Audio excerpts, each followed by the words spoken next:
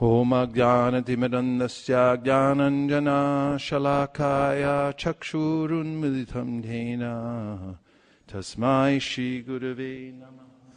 Om Namo Bhagavate Vasudevaya. We're continuing our reading of the 6th canto at the 9th chapter, the appearance of the demon Vritrasura, taking up at text number 41.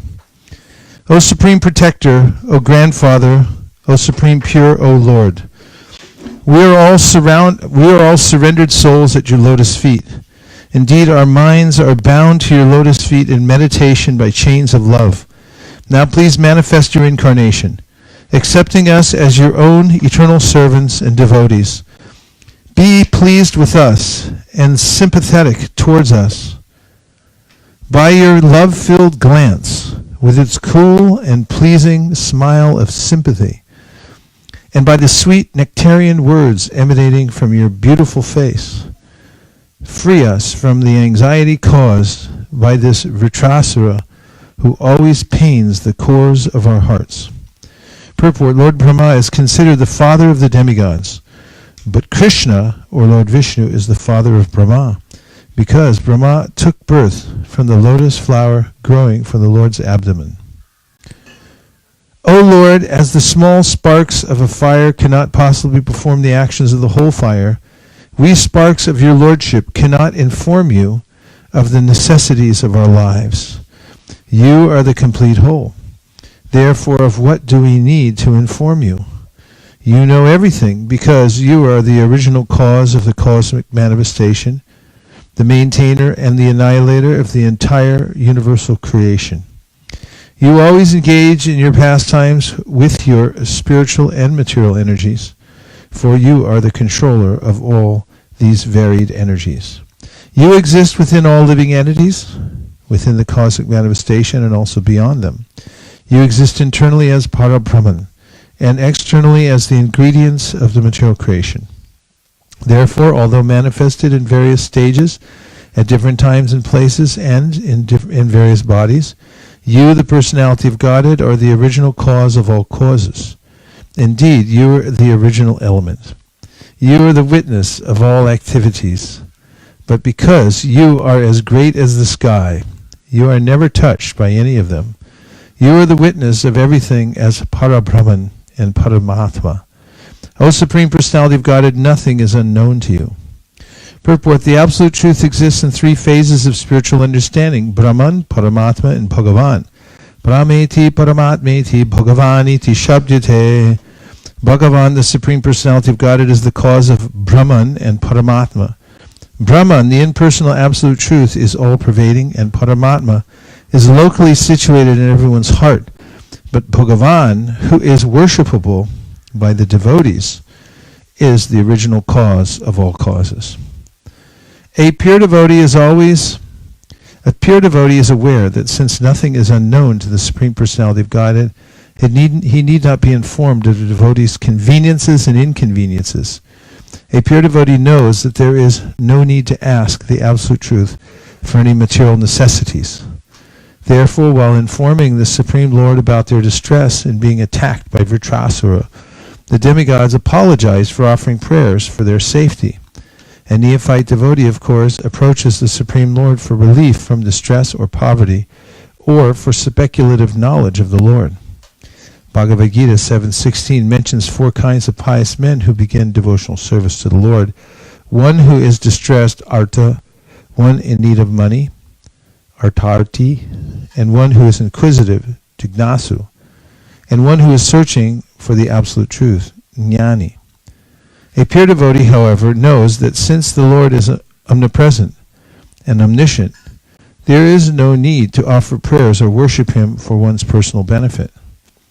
A pure devotee always engages in the service of the Lord without demanding anything. The Lord is present everywhere and knows the necessities of his devotees. Consequently, there is no need to disturb him by asking him for material benefits. Although I missed a mention of what Prabhupada said when he came to America and he had an impossible duty of spreading Krishna consciousness all by himself all over the world. And he said, if you're given an impossible task and you don't know what to do, He said you should pray to the Lord and say, how can I do, how can I do, how can I do?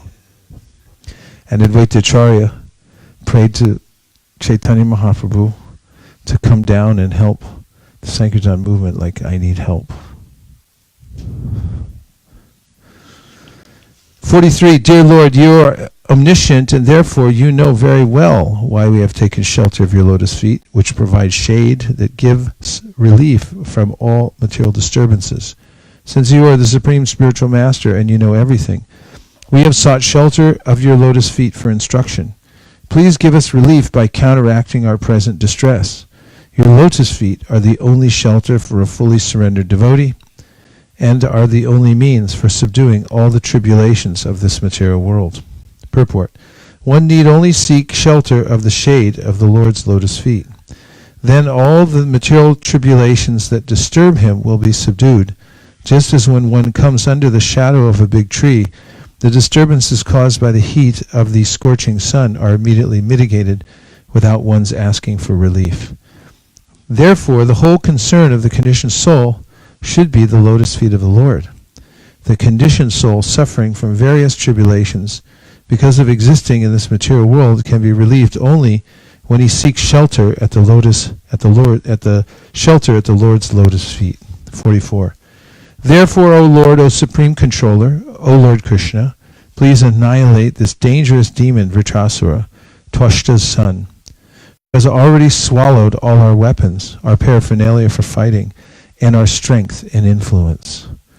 Purport, the Lord says in Bhagavad Gita 7:15 through 16, Namam duskritinu mura prapadyante naradama mayaya pratagyana asuram bhavamashita chaturvida bhajante mam jana sukritino arjuna artha jignasa artarti jnani cha bharatarshava. Those miscreants who are grossly foolish, lowest among mankind, whose knowledge is stolen by illusion, and who partake of the atheistic nature of demons, do not surrender unto me. O best among the Bharatas, Arjuna, 4 kinds of pious men render devotional service unto me: the distressed, the desirer of wealth, the inquisitive, and he who is searching for knowledge of the Absolute. The 4 classes of neophyte devotees who approach the Supreme Personality of Godhead to offer devotional service because of material motives are not pure devotees. But the advantage for such materialistic devotees is that they sometimes give up their material desires and become pure. When the demigods are utterly helpless, they approach the Supreme Personality of Godhead in grief and with tears in their eyes, praying to the Lord, and thus they become almost pure devotees, free from material desires. Admitting that they have forgotten pure devotional service because of extensive material opportunities, they fully surrender to the Lord, leaving to his consideration whether to maintain them or annihilate them. Such surrender is necessary. Bhaktivinoda Thakur sings, Maro viraga biyo icha tohara. O Lord, I fully surrender unto your lotus feet. Now, as you desire, you may protect me or annihilate me. You have the full right to do either. 45. O Lord, O Supreme Pure, you live within the core of everyone's heart and observe all the desires and activities of the conditioned souls. O Supreme Personality of Godhead, known as Lord Krishna, your reputation is bright and illuminating. You have no beginning, for you are the beginning of everything. This is understood by pure devotees because you are easily accessible to the pure and truthful. When the conditioned souls are liberated and sheltered at your lotus feet after roving throughout the material world for many millions of years, they attain the highest success of life. Therefore, O Lord, O Supreme Personality of Godhead, we offer our respectful obeisances at your lotus feet. Purport. The demigods certainly wanted Lord Vishnu to relieve their anxiety, but now they directly approach Lord Krishna, for although there is no difference between Lord Krishna and Lord Vishnu, Krishna descends to this planet in his Vasudev feature for the purpose of paritranaya sadhunam vinashaya chaduskritam, protecting his devotees and annihilating the miscreants. Demons or atheists always disturb the demigods or devotees, and therefore Krishna descends to punish the atheists and demons and fulfill the desire of his devotees. Krishna, being the original cause of everything, is the Supreme Person, above even Vishnu and Narayana, although there is no difference between these different forms of the Lord. As explained in Brahma Samhita 546, Diparcheva hida shantanamabhyapetya Dipayate vravrita hetu samana dharma Yaschadhrageva hicha vishnu taya vibhati Govindamadi purusham dhammaham bhajami. Krishna expands himself as Vishnu the way a bright candle kindles another. Although there is no difference between the power of one candle and another, Krishna is compared to the original candle. The word mrishta yashase is significant herein because Krishna is always famous for relieving his devotees from danger. A devotee who has sacrificed everything for the service of Krishna and whose only source of relief is the Lord is known as akinchana. As expressed in the prayers offered by Queen Kunti, the Lord is akinchana vita, the property of such a devotee. Those who are liberated from the bondage of conditioned life are elevated to the spiritual world where they achieve 5 kinds of liberation: Sayuja, Salokya, Sarupya, Sarushti, and Samipya. They personally associate with the Lord in 5 mellows: Shanta, Dasya, Sakya, Vatsalya, and Madhurya. These rasas are all emanations from Krishna, as described by Vishwanath Chakravarti Thakur. The original mellow, Adiras, is conjugal love. Krishna is the origin of pure spiritual conjugal love. Yes, sir. It's probably a little elementary, but I've heard different answers on this, and I wondered if you could just give. I couldn't understand what you just said. He said that sometimes people say what he's about to ask is elementary. Yeah, and I've heard different answers on it. He'd heard different answers. He'd like to ask more, like directly in this assembly. You're such a good translator. Thank you. He thanks you. I got my point across. So Jignasu and Jnani, the difference between the two. Could you give your... Well, in the commentaries by Baladev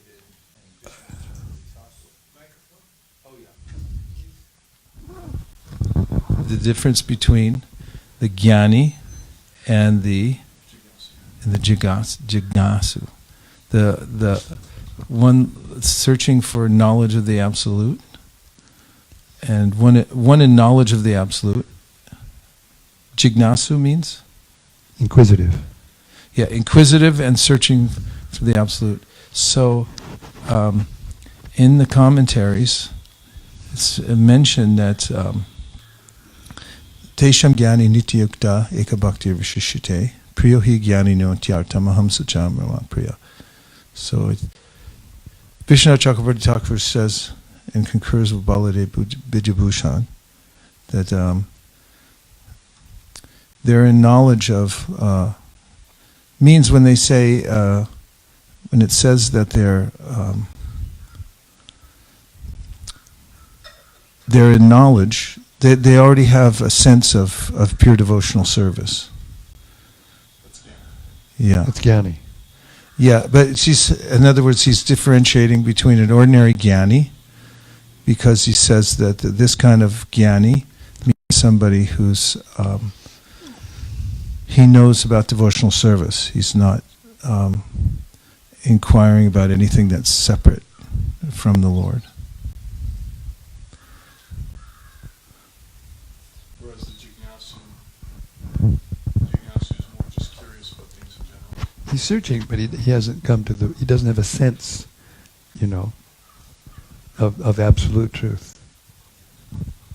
There's a place here where in Prabhupada's purport to those verses you were chanting. We'll just look it up real quick. So would it be...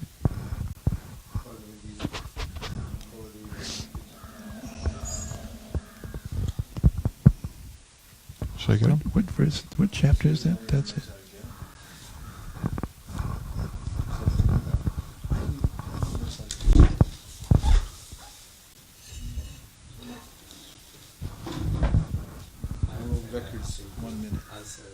Okay. The answer I heard is that the Jnani, he knows he's not the body, and the Jigyasu, he doesn't. That's one difference, definitely. The Jnani knows the difference between the body and the soul.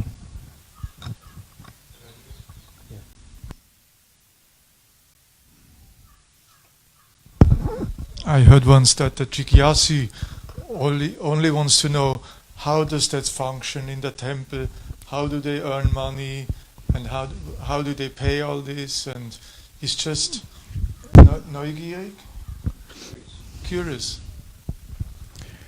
May I submit some evidence from Srila Prabhupada himself?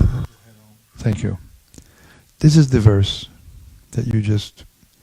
Udara sarva evaite jnani tvatmaiva me matam astitak sahiyuktatma mameva anutamam katim. This is explaining... Shut up. So this is explaining how it is that the jnani is considered the uttamam gatim, better than the others, although all of those, according to the last verse, udarak, they're all magnanimous. But the jnani, he considers better. Why? And here it is, the answer. All these devotees are undoubtedly magnanimous souls, but he who is situated in knowledge of me, I consider to be just like my own self. Being engaged in my transcendental service, he is sure to attain me, the highest and most perfect goal. Purport. It is not that devotees who are less complete in knowledge are not dear to the Lord.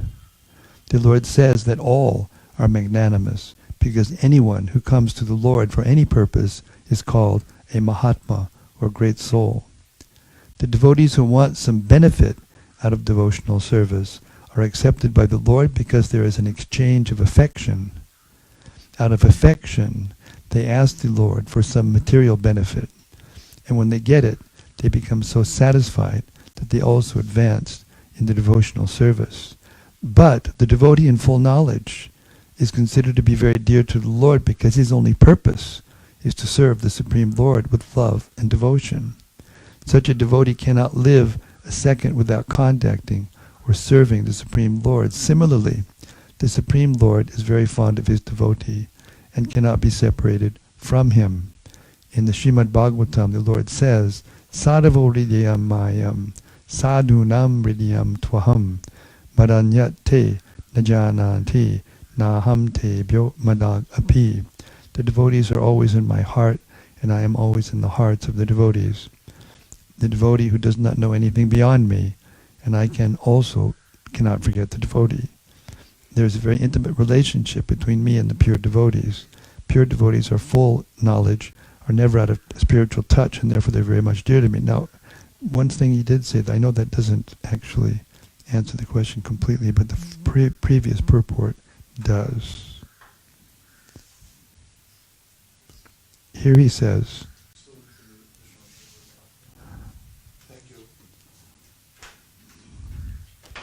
free from all contaminations of material desires, the distressed, the inquisitive, the penniless, and the seeker after supreme knowledge can all become pure devotees. But out of them, are we still here? Are we with me? But out of them, he who is in knowledge of the absolute truth and free from all material desires becomes a really pure devotee of the Lord, confirming what somebody else said. And out of the four orders, the devotee who is in full knowledge and is at the same time engaged in devotional service is, the Lord says, the best. By searching after knowledge, one realizes that his self is different from his material body, confirming whatever somebody else said. And when further advanced, he comes to the knowledge of impersonal Brahmana Paramatma. When one is fully purified, he realizes that his constitutional position is to be the eternal servant of God. So by association with pure devotees, the inquisitive, the distressed, seeker after material amelioration, and the man in knowledge all become themselves pure. But in the preparatory stage, the man who is in full knowledge of the Supreme Lord and is at the same time executing devotional service is very dear to the Lord. He who is situated in pure knowledge of the transcendence of the Supreme Personality of Godhead is so protected in devotional service that material contamination cannot touch him. So I take from that he has a sense, that Krishna is God. Jnana Mishra Bhakti? Yeah. Instead of Karma Mishra Bhakti? Okay. Mm-hmm. No. Is it my turn? Oh, please. If you don't, I don't.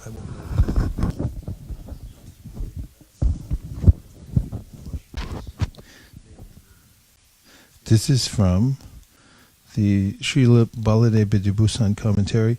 4 types of religious persons worship me, O Arjuna: the sufferer, the inquirer, the enjoyer, and the jnani. Commentary: then who surrenders to you? Those who are actually learned, Sukritina, who engage in their designated activities according to Varnashram and have love for me alone, worship me. And there's a footnote here that says, it would appear that these 4 types are neither parinishta devotees nor sanishta devotees, but they progress after many births to being parinishta devotees. There are 4 types. Some are afflicted by disaster, artha, such as pain from enemies. They desire to eliminate that suffering. Gajendra is an example of this type. Others desire knowledge of the nature of Atma, distinct from the body, jignasu. Shaunaka is an example of this type. Others desire wealth, such as kingdom, artarti. Dhruvan is an example of this type. The jnani already knows his self as Atma, the part, Shesha, and me as Paramatma, the shelter of the part, Sheshi. Hey, Sheshi. Shuka is an example of this type. Of these, the first 3 are called sakama, having desires. The jnani, however, is nishkama, without desire. Everything okay? Keep going. The inquisitive type is placed between the sufferer and the desire of wealth in the sequence in the verse because of hope that these 2 types will develop inquisitiveness in the future. Of these 4 types, the jnani, who is constantly engaged in thinking of me, who is practicing pure bhakti, is the best. This jnani loves only me, and I love only him. Purport, commentary. Among these 4, the jnani is considered the best. He is the best because he is nitya yukta and eka bhakti. Having given up desires such as getting relief from suffering, getting wealth, or getting knowledge of Atma, he is serving me constantly, nitya yukta. The others engage in service as long as they attain their desires. The jnani has unmotivated devotion only to me, eka bhakti. The others engage in devotion to me because I fulfill their desires. Therefore, the jnani is the best. I am the object of love for the jnani. He, immersed in the nectar ocean of love for me, does not seek anything else. The word atyarta, excessively, indicates that he limits himself only to love of me, since I am endowed with qualities like omniscience and unlimited powers, which no one can completely describe. And this jnani is the object of affection for me, according to the rule, ye yata mam prapadyante. As they surrender to me, I respond accordingly. I also am limited to loving only him. Then Uttaraksara Evaite. They are all exalted, but the jnani is my soul, because he remains firmly fixed in devotion to me, taking me as the highest goal. That is my opinion. Commentary. Then the first 3 types of worshippers do not have affection for you? No, this is not so. I have said that the jnani holds me exceedingly dear. They are all generous in giving me love, udara. Amara Kosh says that udara means generous or great. They who, worshipping me, receive from me the objects of their material desires, which I desire to give, generously offer to me their affection as a devotee. Certainly, I also hold dear those persons who give so much to me. The Jnani, however, is my very life and soul. That is my opinion. This is because that Jnani, has offered his mind to me, yukta atma, without desiring anything else other than me. He is unable to remain even for a fraction of a second without me because of his extreme affection. He remains firmly convinced, astitaha, that I alone am the highest object to be achieved. Anutamam gatim. I also cannot remain for a fraction of a second without such a person. In that way, he is my very Atma. One cannot propose that in this verse the Lord says that he is non-different from the jiva who has become a jnani, because this is not the goal of worship for this jnani. As well, there are no statements showing this result for any of the four types of worshippers. As well, there are contrary statements made elsewhere of difference between jiva and the Lord, even in the state of liberation. The jnani is called my Atma only because of my extreme affection for him. This is similar to saying out of affection, Bhadrasena is my very self. Others say that Atma means mind, in this case, in this verse. In that case, the sentence would mean my mind thinks of him constantly. Prabhu?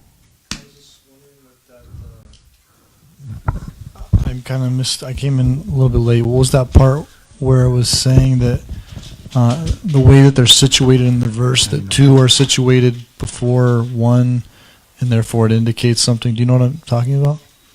It was saying like these two are situated before this one, and that indicates... Yeah, the inquisitive one. The inquisitive one is situated between the sufferer and the desire of wealth and the one in knowledge, because there is a hope that the former two will become a little inquisitive by suffering and by trying to acquire wealth, and eventually a little bit of inquisitiveness will set in. So it's in between stage. Well heard. And then the one who is in knowledge is much more better. Well heard and well said. Naveen, well heard and well said. There's also a verse that's very important in this regard, and that is, there's two of them. One of them is Nahi Jnani. Nahi Jnani Sadrisham.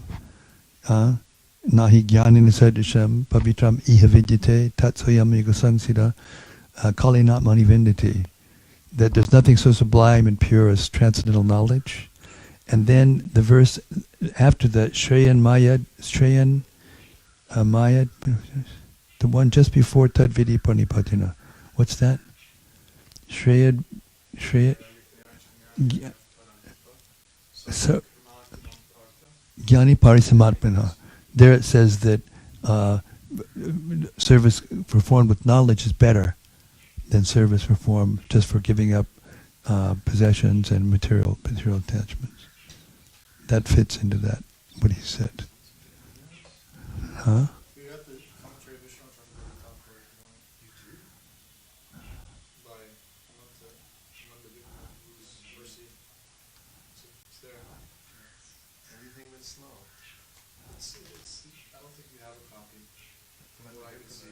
It's there. Either that or somebody's told it. Didn't you have that before? What canto you're looking for? I was looking for the commentary from Vishwanath Chakravarti Thakur, Bhagavad Gita. Yeah, it's there. Left-hand side on the bottom. Where the other search Darshini was? Yeah, or in that area. It's there. I just saw Bhagavad Gita. It's there. Either that or somebody stole it. Could be. I found 2 missing books so far. Yeah, I found 2. I found that there was 2 missing books. I found that 2 books were missing. They turned it missing. No, I found they didn't turn them. It's an old saying. Oh, here's a new saying. 46.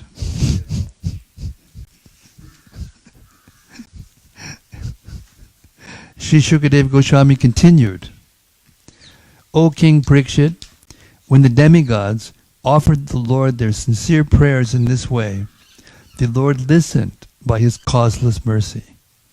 Being pleased, he then replied to the demigods. Text 47. The Supreme Personality of Godhead said, O beloved demigods, you have offered your prayers to me with great knowledge, and I am certainly most pleased with you. A person is liberated by such knowledge, and thus he remembers my exalted position, which is above the conditions of material life. Such a devotee is fully purified by offering prayers in full knowledge. This is the source of devotional service to me. Purport. Another name of the Supreme Personality of Godhead is Uttama Shloka, which means that he has offered prayers with selected verses.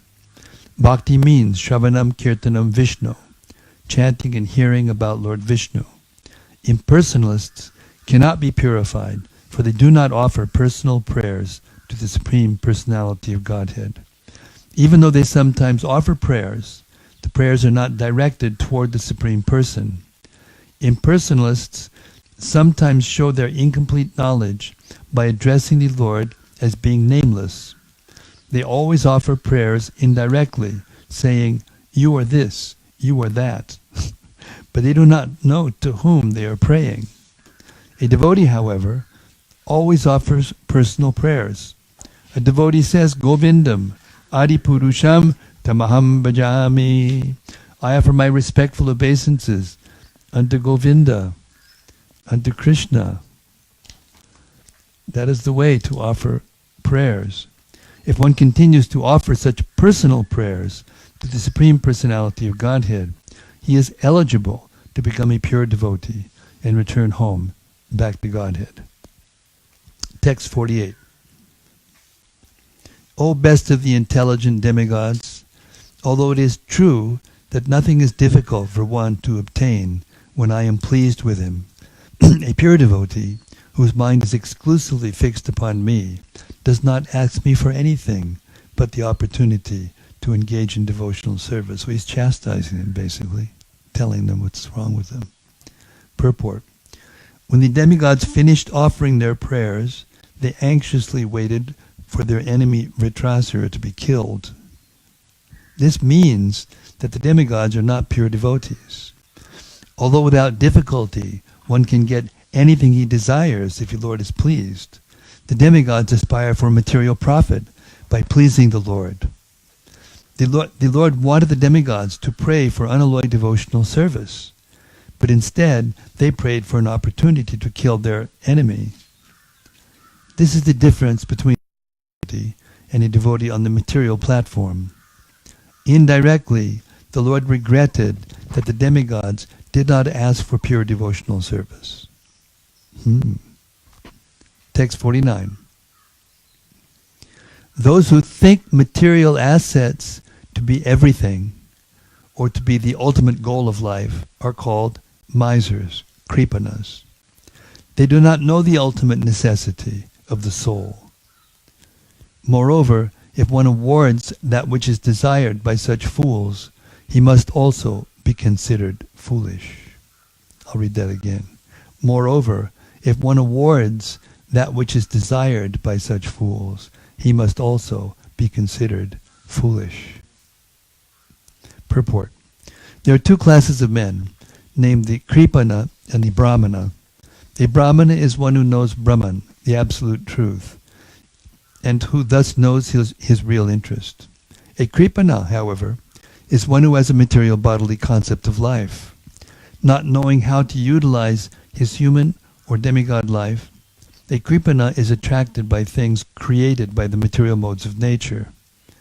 The Kripanas, who always desire material benefits, are foolish, whereas Brahmanas, who always desire spiritual benefits, are intelligent.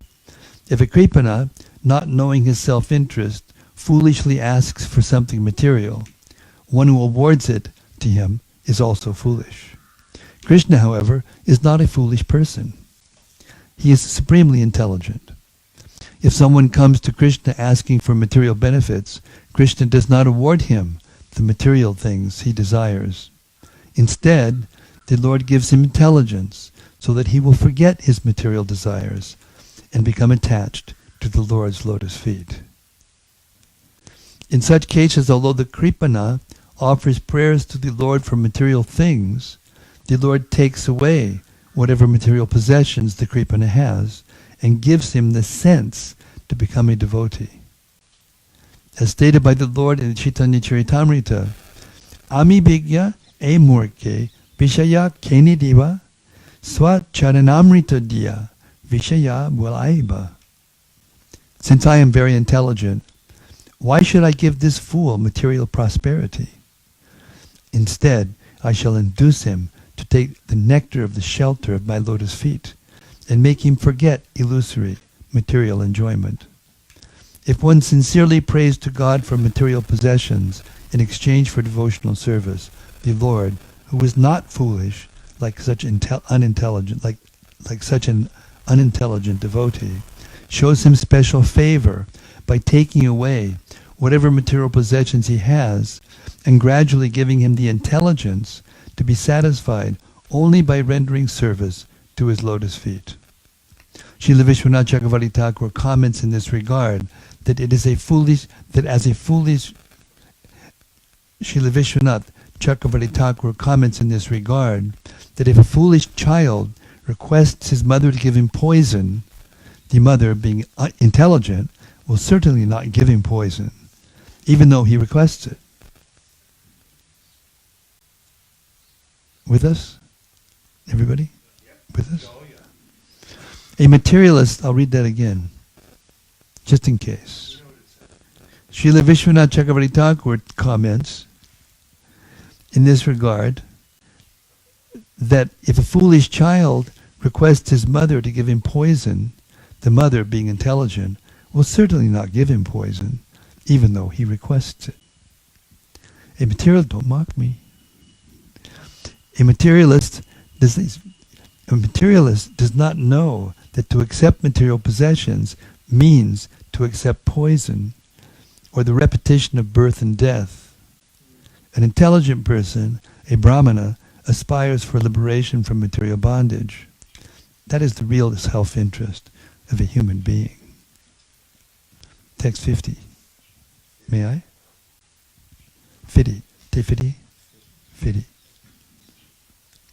A pure devotee who is fully accomplished in the science of devotional service will never instruct a foolish person to engage in fruitive activities for material enjoyment, not to speak of helping him in such activities. Such a devotee is like an inexperienced physician who never encourages a patient to eat to his health, even if the patient desires it. Purport. Here is the difference between the benedictions awarded by the demigods and those awarded by the Supreme Personality of Godhead, Vishnu. Devotees of the demigods ask for benedictions simply for sense gratification, and therefore they have been described in Bhagavad Gita 7.20 as bereft of intelligence. Kamaistaista rityajnana prapadyante naradamaha tam tam niyamamastaya prakritya niyataksvaya. Those whose minds are distorted by material desires surrender unto demigods and follow the particular rules and regulations of worship according to their own natures. Conditioned souls are generally bereft of intelligence because of profound desires for sense gratification. They do not know what benedictions to ask. Therefore, non-devotees are advised in the Shastras to worship various demigods to achieve material benefits. For example, if one wants a beautiful wife, he is advised to worship Uma, or goddess Durga. If one wants to be cured of a disease, he is advised to worship the sun god. All requests for benedictions from the demigods, however, are due to material lust. The benedictions will be finished at the end of the cosmic manifestation, along with all those who bestow them. If one approaches Lord Vishnu for benedictions, the Lord will give him a benediction that will help him return home, back to Godhead. This is also confirmed by the Lord himself in Bhagavad Gita 10:10. Tesham satadayuktanam bhajatam priti purvakam dadami buddhi yogam tam yenamam upapayanti te. Lord Vishnu or Lord Krishna instructs a devotee who constantly engages in his service how to approach him at the end of his material body.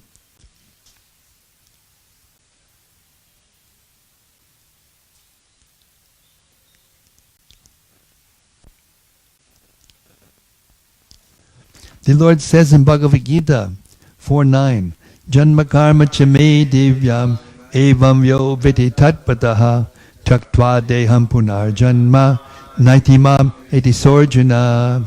One who knows the transcendental nature of my appearance and activities does not, upon leaving the body, take his birth again in this material world, but attains my eternal abode, O Arjuna. This is the benediction of Lord Vishnu, Krishna. After giving up his body, a devotee returns home, back to Godhead. A devotee may foolishly ask for material benedictions, but Lord Krishna does not give him such benedictions, despite the devotee's prayers. Therefore, people who are very attached to material life do not generally become devotees of Krishna or Vishnu. Instead, they become devotees of the demigods. Kamaistaista rityana prapadyante nirevata. The benedictions of the demigods, however, are condemned in Bhagavad Gita. Antavat tupalam tesham tadbhavat yalpamedasam. Men of small intelligence worship the demigods, and their fruits are limited and temporary. A non-Vaishnava, or one who is not engaged in the service of the Supreme Personality of Godhead, is considered a fool with a small quantity of brain substance.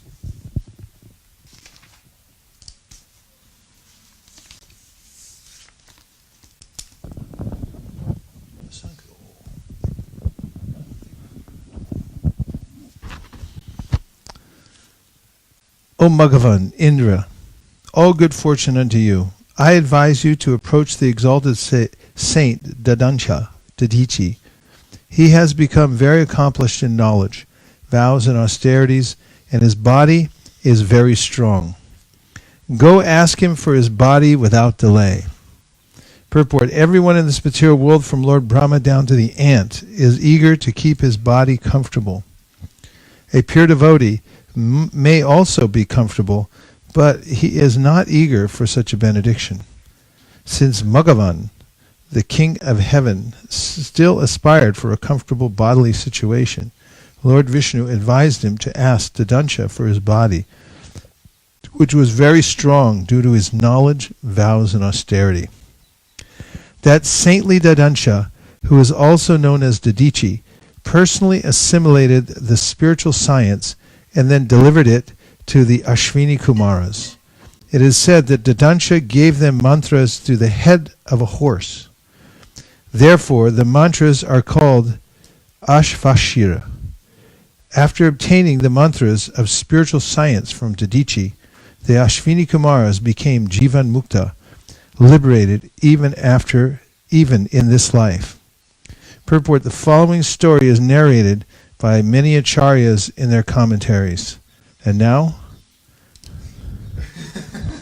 we'd like complete silence, please. Go right ahead.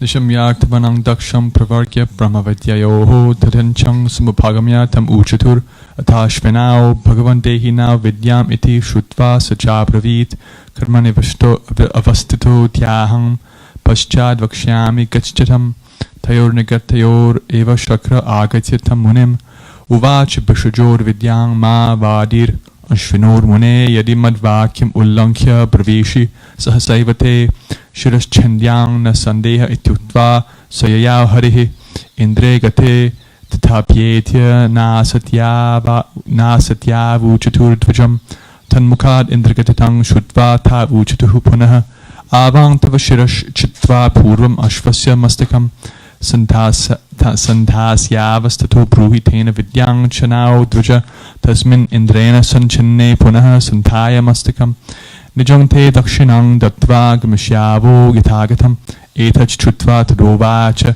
tatyan atharvanastayoho pravargyam brahma vidyang cha satkruto satyashankitaha.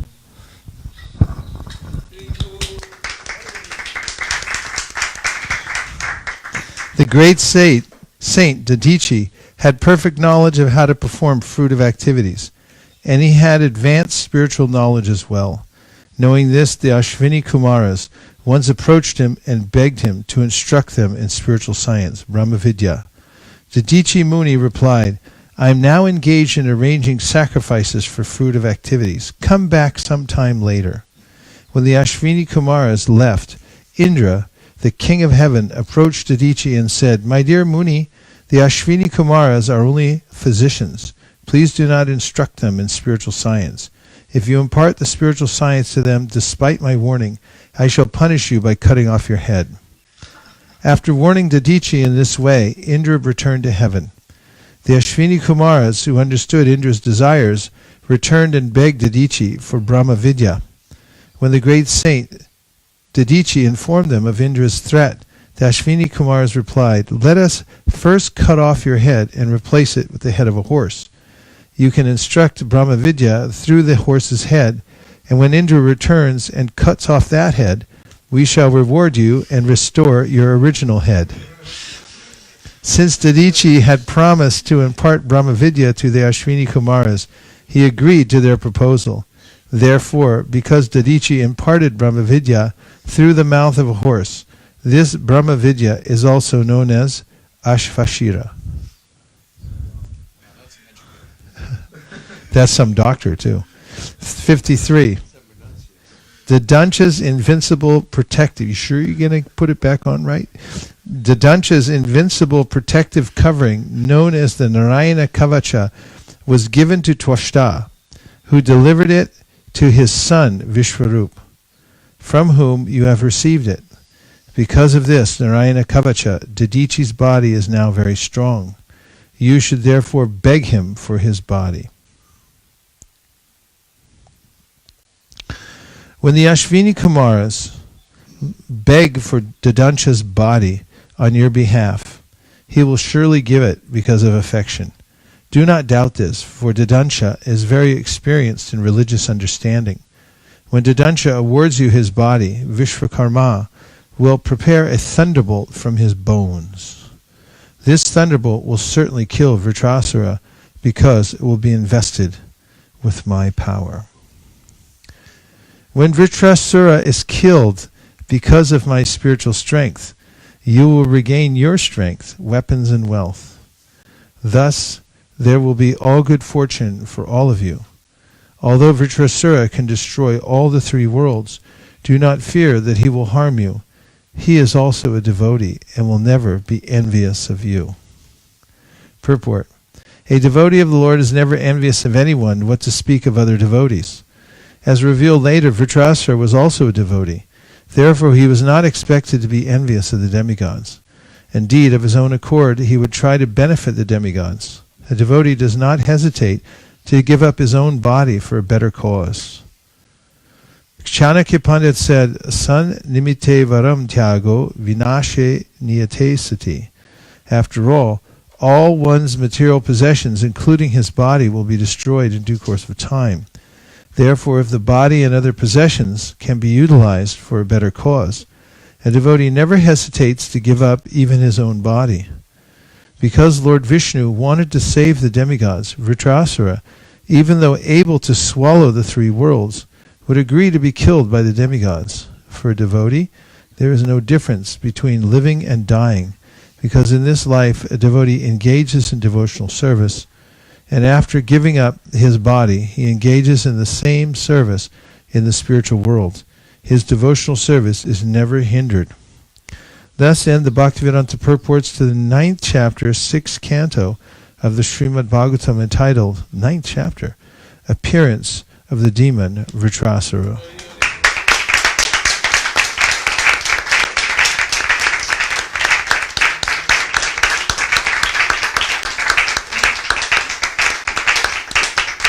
Bravo. Bravissimo.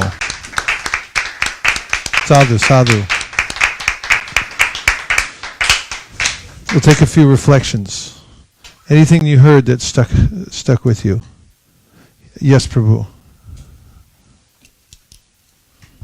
I have a question. So does that mean someone can approach a demigod for whatever material opulence they want, and they could be granted whatever that material desire may be, even if it works against the goals that Krishna has for the devotee? In other words, if it's a material benefit and it might hinder them from returning to Godhead in some way, the demigods can grant that? They sometimes do because they're less intelligent. Who's less intelligent? But generally, let me just People? Yeah, because and the demigods also. The demigods are agents of Krishna, and they generally give benedictions what they're asked for. They don't have the same intelligence as Krishna does to not give some material benediction, or if they give it, they don't have the power to give it in such a way that the person won't go back again, for another material benediction, but rather will learn from it and come to him for pure devotional service. That's one of the differences between a demigod and What strikes me very much is that about Indra, he's pretty much intense manager because he's cutting heads of Vishwarupa and then the DG. And intense, huh? Very intense. And my question is that is it the same Indra we are talking about, or is it just different Indras of different yugas? And he's devotee also, and he can get away with all this. Indra's a post, so it could be different Indras at different times. Means the post itself. It's a post itself. It's not always the same living entity. Yes, Prabhu.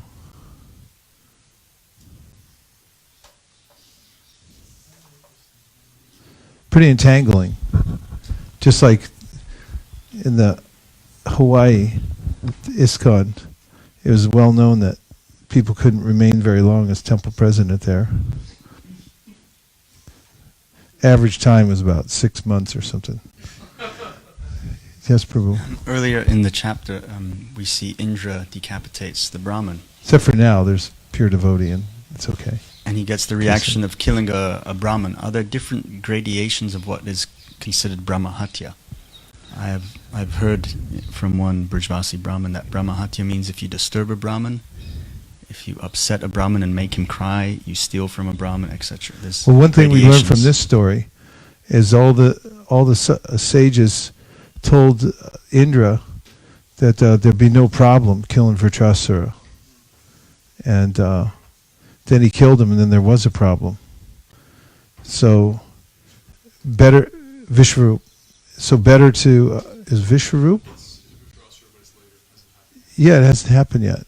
But later they'll tell him that about killing him, Vritrasura, that you won't get any reaction. Don't worry about it. But right after he kills him, he gets a reaction. So don't believe what people tell you. Just be really careful. And Brahmanas just walked away. Yeah, they just walked away. Like, we didn't see anything. And the second question was that, so he's offering oblations, and then he offers oblations to Vishnu.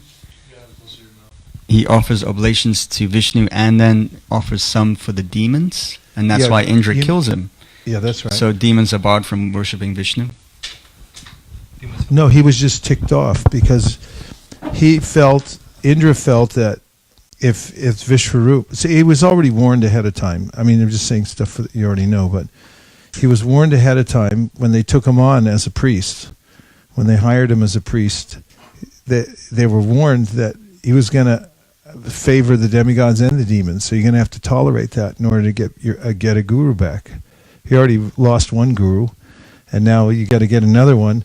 But this one, you're going to have to tolerate a little bit because he likes the demons and the demigods. So then, when he was doing some yajna, he was offering oblations, and then Indra heard him offering oblations. Some of them were going to the demons. So he got fearful because he thought, well, it's going to empower the demons. He was envious.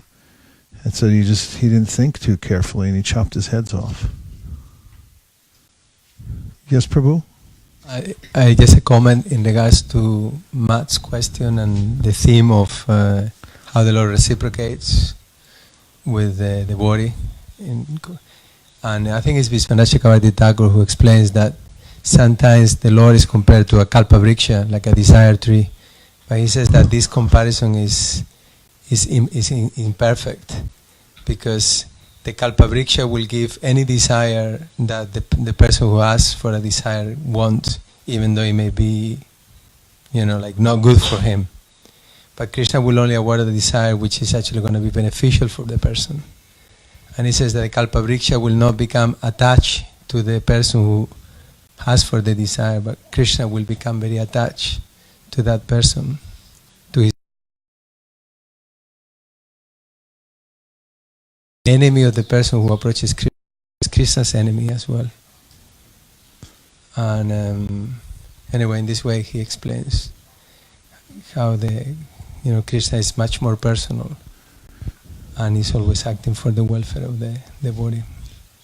One other small point Krishna mentions in the Gita is when people ask benedictions from the demigods, he says, I'm the one who is within the heart of the asker, making his faith steady in that demigod.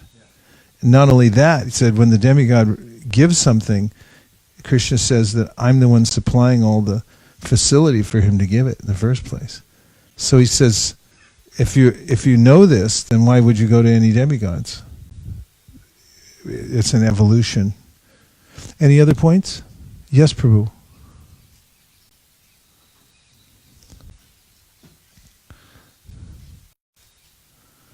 Like what you just said about the demigods, Krishna is the one who's actually giving the benedictions. I thought it was really interesting and eye-opening to hear that the demigods think that they're independent gods and that they're very powerful and that they're the controllers and enjoyers. But then they're in this position, this position of suffering, and then they're remembering, oh yeah, we have, Krishna, we have to go to Krishna for help. And I thought it was good to remind us that, we get proud of our own ability and we think that I'm the one doing this, but ultimately it's just the whole material world, even the demigods, everything, it's all just a big stage production for the souls to be able to think that they're the controller and the enjoyer. Well done. Anybody else? Yes, Prabhu. Hare Krishna. I like the point where it was said that the demigods was praying to Krishna that the people who read the scriptures in order to reach some conclusions, as a matter of mental speculation, to reach some it's contamination. It is a contamination to reach some conclusion unless it should be revealed. I think there was a part which said that it is revealed over the time. But if we try to read the scriptures just to reach to some mental conclusion, they don't reach the actual conclusion. They still keep on speculating. So I like that point. It was mentioned somewhere. I don't remember the actual verse. Yeah.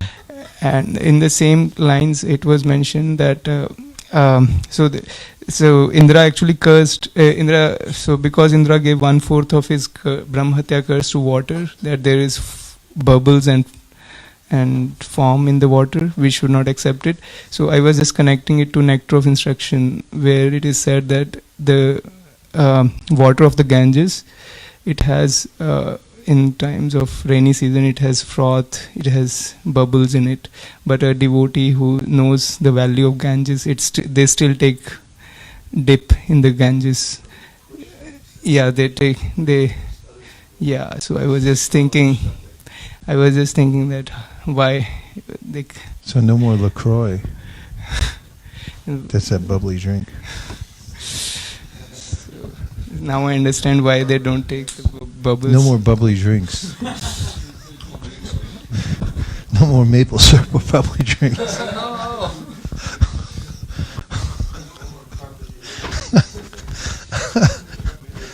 No Campicola. I have Okay. a question from the one of the lines in the purport. Yes. It said that fear results from being absorbed in duality, and then it says when one is in knowledge of duality, one knows both fear and bliss. He knows both fear and bliss. Yeah. When he's in knowledge of reality, he knows both fear and bliss. Well, I mean, just first thing that comes to my mind is just to quote the verse that it comes from: Payam dvitiya binibeshita syad ishada petasya viparya yosmiti tanmaya tam buddha abhajatam bhaktaika yesham guru devatatma, which says, what the first line just said was Bhayam syat. Fear arises when there's dvitiya, when there's a conception that there's something else besides the Supreme Personality of Godhead in anything. But when one comes into knowledge, he can see both sides. Vidyam chayas tadvedo bhayam saha avidyayam ratum tirtva vidyayam ratum ashrite. Only one who can know the process of nescience of that of transcendental knowledge side by side can transcend the influence of repeated birth and death and enjoy the full blessings of immortality. And so, if one comes to full knowledge, then he sees what fear is. It's the shadow. And that he's aware of the fact that it's a shadow, and therefore he knows what it is, and he's no longer afraid of it.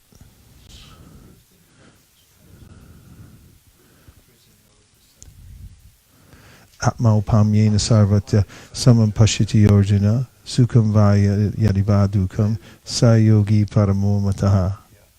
So that's the description of the high yogi, paramo mataha, sayogi paramo mataha. He understands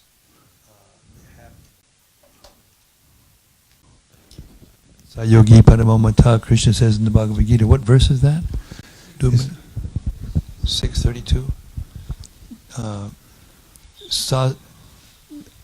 Roku Sanjuni. Sadukam, no.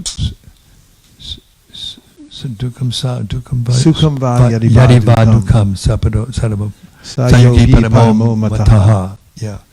It means that a person who's actually, can you read it? The translation? Yeah. This is the quality of Vijayabhushan, but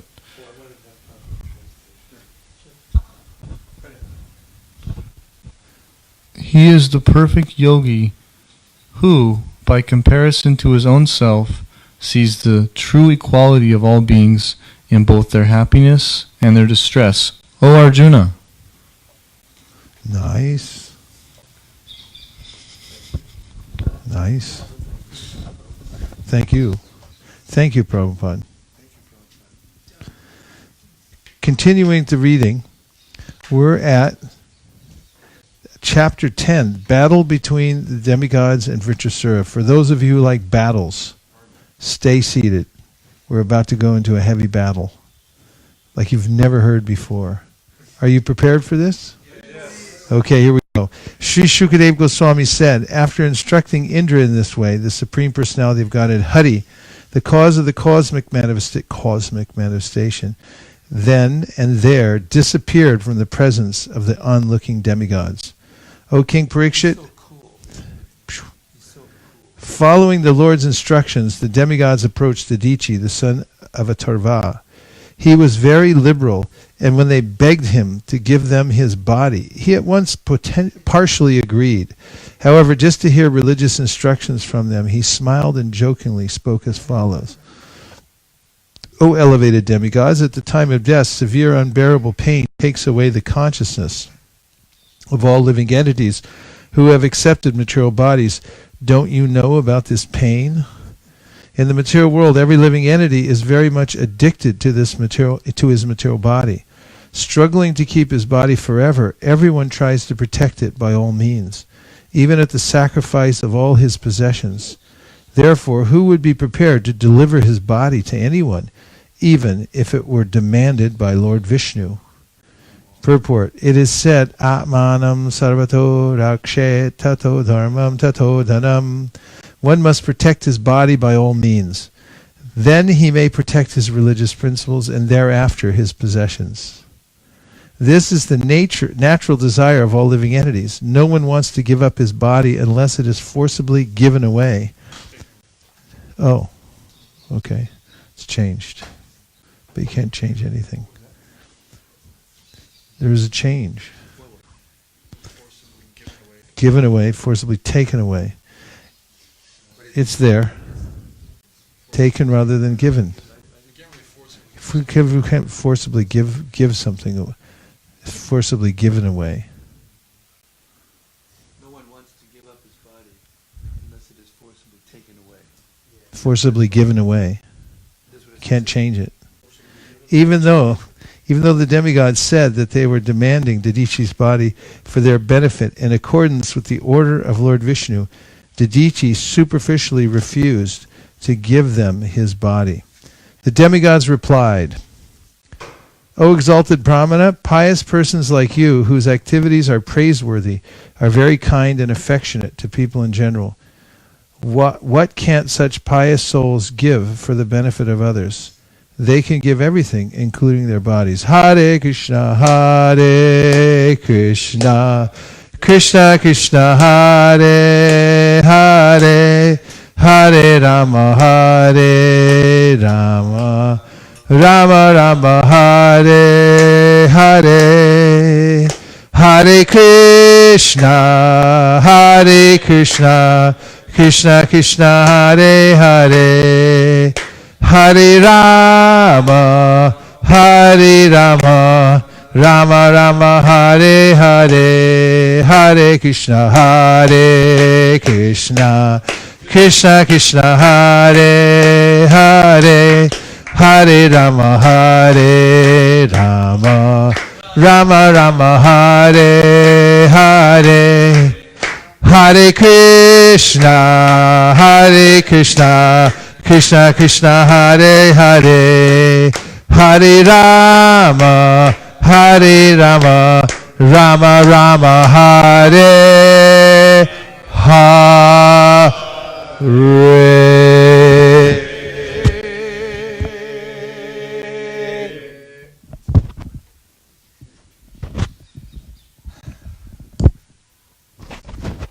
Text 6.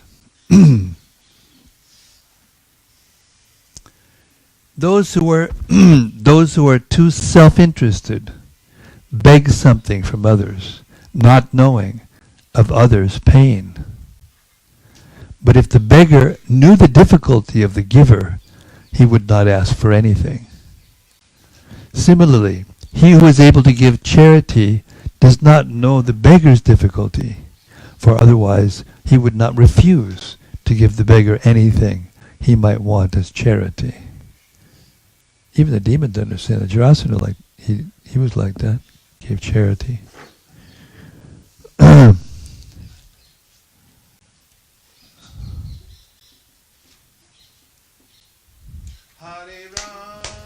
Purport.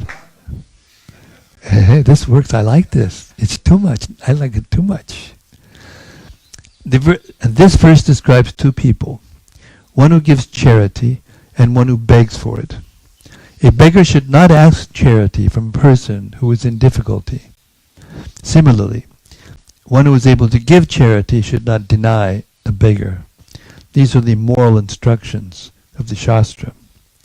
Chanakya Pandit says, Sannimite badam kyago ninashe niyate sati.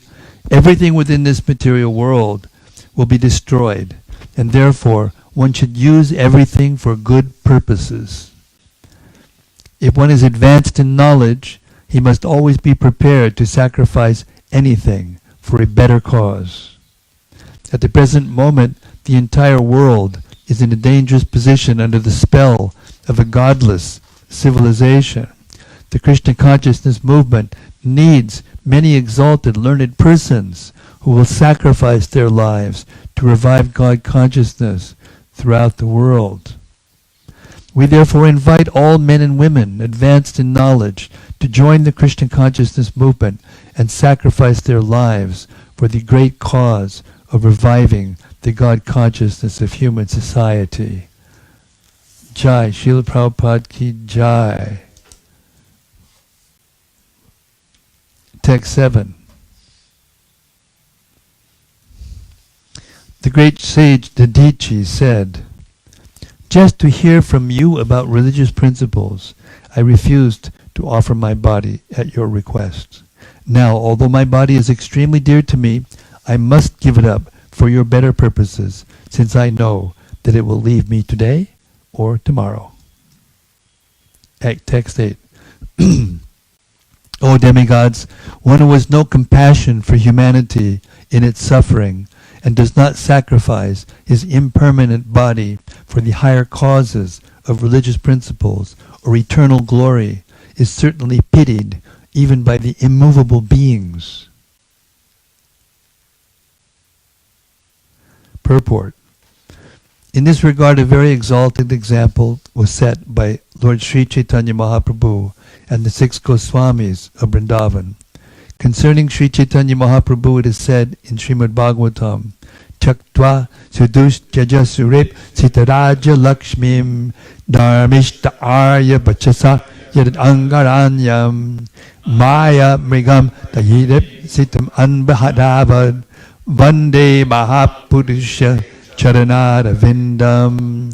We offer our respectful obeisances unto the lotus feet of the Lord, upon whom one should always meditate. He left his householder life, leaving aside his eternal consort, whom even the denizens of heaven adore. He went into the forest to deliver the fallen souls who are put into illusion by material energy. To accept sannyas means to commit civil suicide, but sannyas is compulsory, at least for every brahmana, every first-class human being. Sri Chaitanya Mahaprabhu had a very young and beautiful wife and a very affectionate mother. Indeed, the affectionate dealings of his family members were so pleasing that even the demigods could not expect such happiness at home. Nevertheless, for the deliverance of all the fallen souls of the world, Sri Chaitanya Mahaprabhu took sannyas and left home when he was only 24 years old. He lived a very strict life as a sannyasi, refusing all bodily comforts.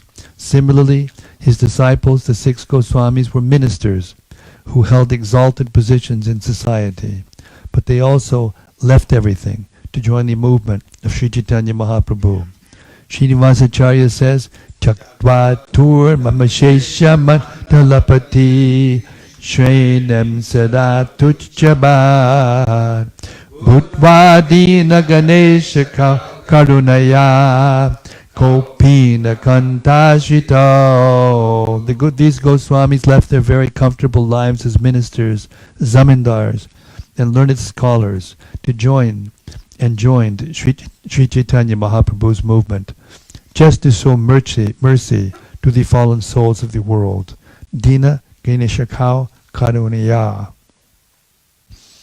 Accepting very humble lives as mendicants, wearing no more than loincloths and torn quilts, Kopina Kanta, they lived in Vrindavan and followed Sri Chaitanya Mahaprabhu's order to excavate Vrindavan's lost glories. Similarly, everyone else with a materially comfortable condition in this world should join the Krishna consciousness movement to elevate the fallen souls. The words Bhuta Dayaya Mayamrigam Dayita Yepsitam and Dina Ganeshakau Kaduniya all convey the same sense. These are very significant words for those interested in elevating human society to a proper understanding of life. One should join the Krishna consciousness movement, following the examples of such great personalities as Sri Chaitanya Mahaprabhu, the 6 Goswamis, and before them the great sage Dadichi. Instead of wasting one's life for temporary bodily comforts, one should always be prepared to give up one's life for better causes. After all, the body will be destroyed. Therefore, one should sacrifice it for the glory of distributing religious principles throughout the world. Text 9. Question? It's not on. Sannyas means civil suicide. So, can maybe one would commit civil suicide, and that is tantamount to taking sannyas, or no? Huh?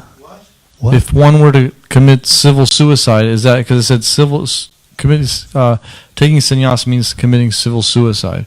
So are they comparable? Nyas. Nyas means to properly put something in its proper place.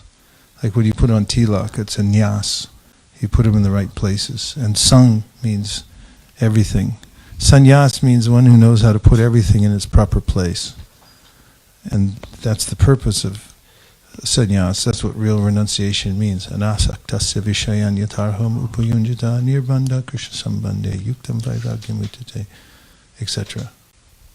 What it means by civil suicide is it gives up direct connection to family, society, and the social structure of the society. He no longer has an identity in those fields. It doesn't mean that he commits suicide. Yeah, civil suicide means that he no longer, but like Prabhupada was a sannyasi, the strictest sannyasi, but he had to get a green card to go to the West, and he had to do all these things, he had to get a passport. He also made a stipend for his family so that they were properly taken care of. Even to this day, there's a portion goes from the VBT to take care of his... Yeah. So we should always remember this, that the Goswamis had a particular service to do for Lord Chaitanya Mahaprabhu, and those of us who have taken sannyas and traveled around this planet, trying to, and it says in Gita, anashita karma palam, karyam karma karotya, sa sannyasi chiyogicha, na niragnir nachakriya. The real sannyas means that one who gives up attachment for the fruits of his labor. If one gives up entirely the attachment for the fruits of his labor, even if he's a factory worker, Prabhupada said he becomes a sannyasi. That's real civil suicide. Means you give up all the fruits to Krishna. If one is unhappy to see the distress of other living beings and happy to see their happiness, his religious principles are appreciated as imperishable by exalted persons who are considered pious and benevolent. What a nice verse. Purport. Let me hear it again. If one is unhappy to see the distress of other living beings and happy to see their happiness, his religious principles are appreciated as imperishable by exalted persons who are considered pious and benevolent. Purport. One generally follows different types of religious principles or performs various occupational duties according to the body given to him by the modes of material nature. In this verse, however, real religious principles are explained. Everyone should be unhappy to see others in distress and happy to see others happy. Atmavat sarvabhuteshu. One should feel the happiness and distress of others as his own. It is on this basis that the Buddhist religious principle of nonviolence, ahimsa parama dharma, is established.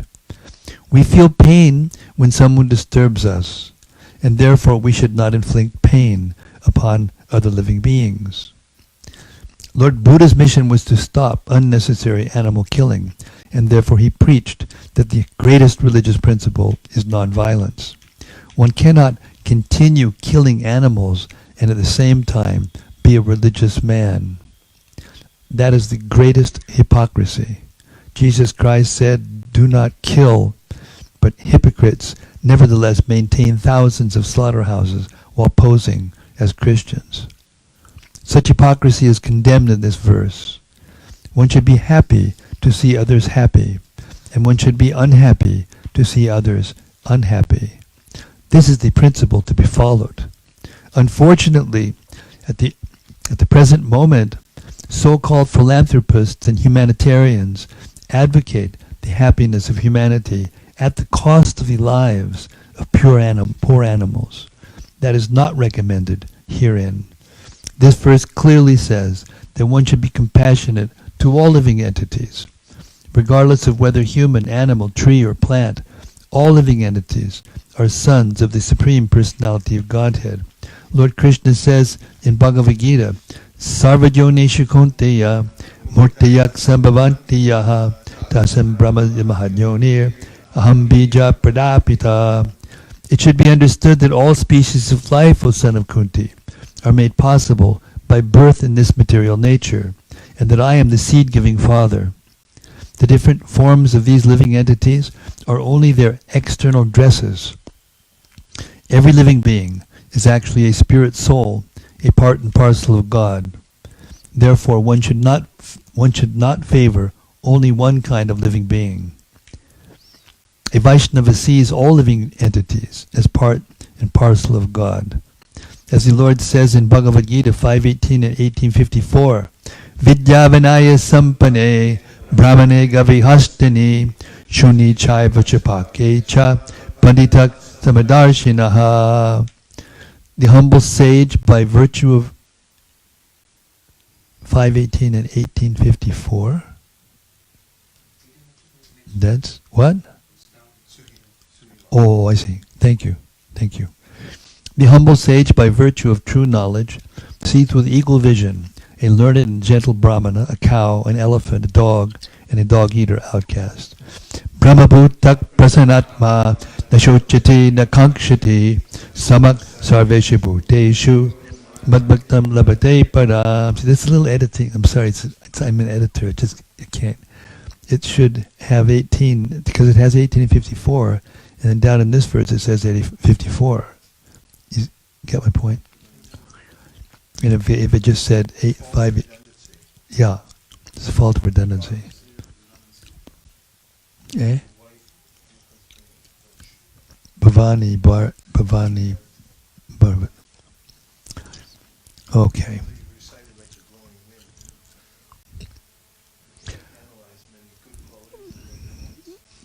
One who is transcendently situated at once realizes Supreme Brahman becomes fully joyful. He never laments or desires to have anything. He is equally exposed to every living entity. In that state, he attains pure devotional service unto me. Just to let you know that I can do it, if I have to. One who is transcendently situated at once realizes the Supreme Brahman and becomes fully joyful. He never laments nor desires to have anything. He is equally disposed to every living entity. In that state, he attains pure devotional service unto me. See how much nicer that is? A Vaishnava, therefore, is truly a perfect person because he laments to see others unhappy and feels joy at seeing others happy. A Vaishnava is paradukha dukhi. He is always unhappy to see the conditioned souls in an unhappy state of materialism. Therefore, a Vaishnava is always busy preaching Krishna consciousness throughout the world. Text 10. This body, which is eatable by jackals and dogs after death, does not actually do any good for me, the spirit soul. It is usable only for a short time and may perish at any moment. The body and its possessions, its riches and relatives must be engaged for the benefit of others, or else they will be sources of tribulation and misery. Purport. Similar advice is also given in Srimad Bhagavatam 10:22-35. Etavaj janmasapalyam dehinam iyadehishu pranayar artayar vidavacha shreya achanama sada. It is the duty of every living being to perform welfare activities for the benefit of others with his life, wealth, intelligence, and words. This is the mission of life. One's own body and the bodies of his friends and relatives, as well as one's own riches and everything else one has, should be engaged for the benefit of others. This is the mission of Sri Chaitanya Mahaprabhu, as stated in Chaitanya Charitamrita, Adi 941. Bharata bhumite hoila manushya janmajar Janma sartatakari karapara upakar. One who has taken birth as a human being in the land of India, Bharatavarsha, should make his life successful and work for the benefit of all other people. The word upakuryat means para upakar, helping others. Of course, in human society, there are many instructions to help others. Of course, in human society, there are many institutions to help others, but because philanthropists do not know how to help others, their propensity for philanthropy is ineffectual. They do not know the ultimate goal of life, Shreya Acharanam, which is to please the Supreme Lord. If all philanthropic and humanitarian activities were directed toward achieving the ultimate goal of life, to please the Supreme Personality of Godhead, they would all be perfect. Humanitarian work without Krishna is nothing. Please repeat. Thank you so much. Thank you so much. Nothing. You make money. No. Humanitarian work without Krishna is nothing. Krishna must be brought to the center of all our activities. Otherwise, no activity will have value. That brings us to the cow break. We'll be back here. We'll be back here at 5:29 and 32 seconds. Hare Krishna. We're continuing with our reading of the Srimad Bhagavatam. We're now at Canto 6, Chapter 10, Battle between the Demigods and Vritrasura. We're taking up at text number 11, where we left off at the cow break. Could you just read 11 and I'll take up after that? Really? I have some at one now. Mine is a bigger thing than mine's. I see. Okay. For your throat? You got a sore throat? You okay? Huh?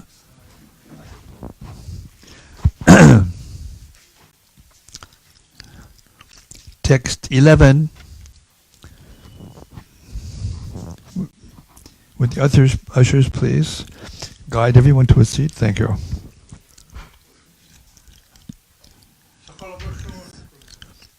Sakala Bashun.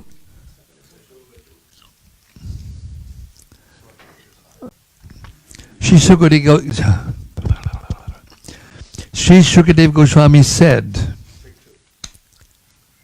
Shukadev Goswami said, the Dachi Muni, Shukadev Goswami said, the Dachi Muni, the son of Atharva, thus resolved to give his body to the service of the demigods.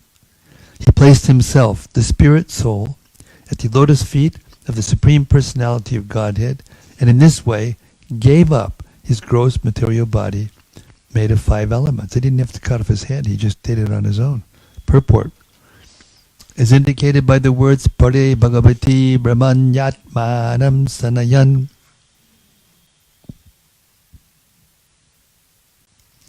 The Dichi placed himself, the Dichi placed himself as spirit soul at the lotus feet of the Supreme Personality of Godhead. In this regard, one may refer to the incident of Dhritarashtra's leaving his body, as described in the first canto of Srimad Bhagavatam 1.13.55.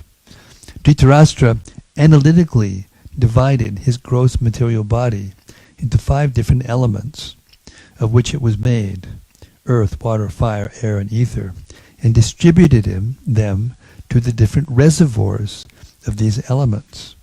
In other words, he merged these 5 elements into the original Mahatattva. By identifying his material conception of life, he gradually separated his spirit soul from material connections and placed himself at the lotus feet of the Supreme Personality of Godhead.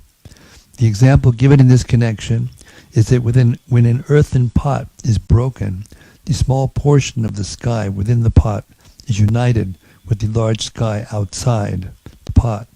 Mayavadi philosophers misunderstand this description of Srimad Bhagavatam Therefore, Sri Ramanuja Swami, in his book Vedanta Tattvasara, has described that this merging of the soul means that after separating himself from the material body, made of 8 elements, earth, water, fire, air, ether, false ego, mind, and intelligence, the individual soul engages himself in devotional service to the Supreme Personality of Godhead in its eternal form, Ishwarak Paramak Krishna Satchidanandana Anadir Adir Govindak Sarva Karana Karanam.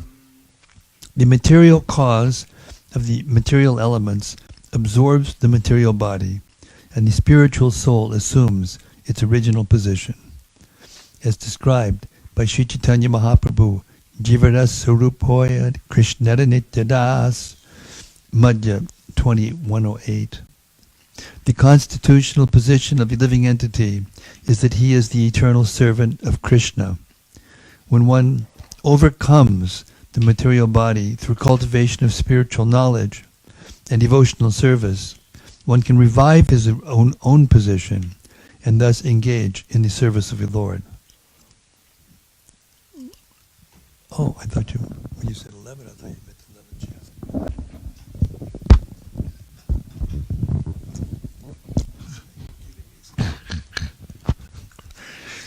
12. Didichi Muni controlled his senses, life force, mind, and intelligence, and became absorbed in trance. Thus he cut all his material bonds. He could not perceive how his material body became separated from his self. Purport. The Lord says in Bhagavad Gita 8.5, Antakale chamameva smaran muktva kalevaram yaprayati samadbhavam yati nasyatra shangshayaha. Whoever at the time of death quits his body remembering me alone at once attains my nature. Of this there is no doubt. Of course, one must practice before one is overcome by death.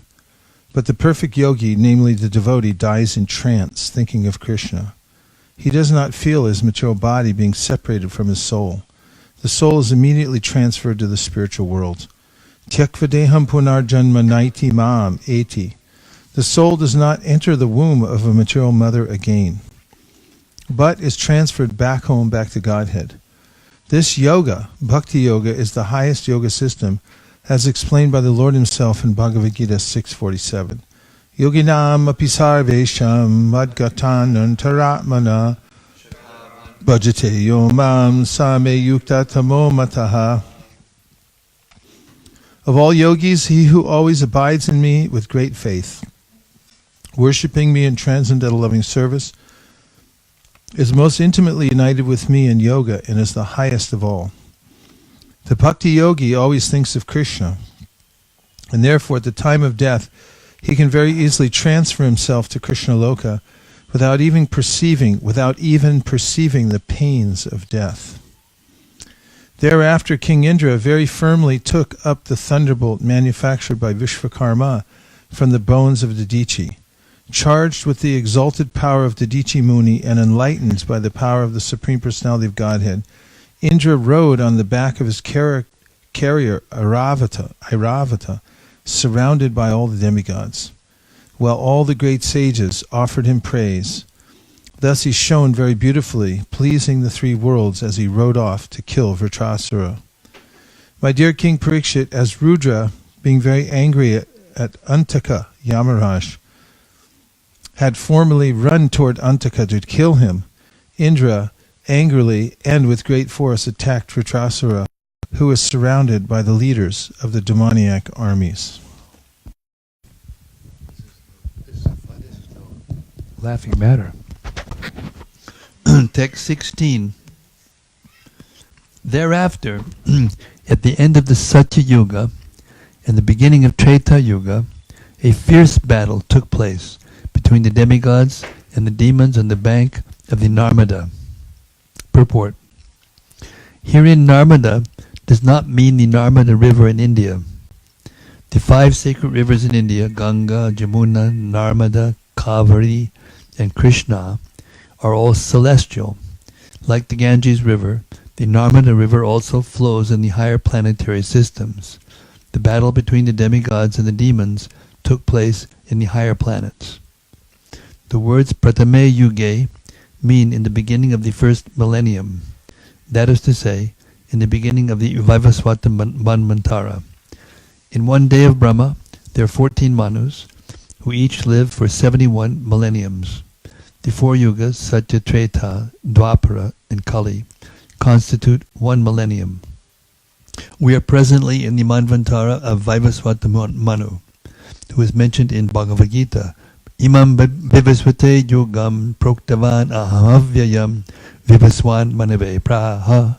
We are now in the 28th millennium of Vaisesika Manu, but this fight took place in the beginning of Vaisesika Manu's first millennium. One can historically calculate how long ago the battle took place. Since each millennium consists of 4,300,000 years, we are now in the 28th millennium. Some 120,400,000 years have passed since the battle took place on the bank of the river Narmada. 120 million. Yeah. Texts 17 and 18. Time flies when you're having a good time.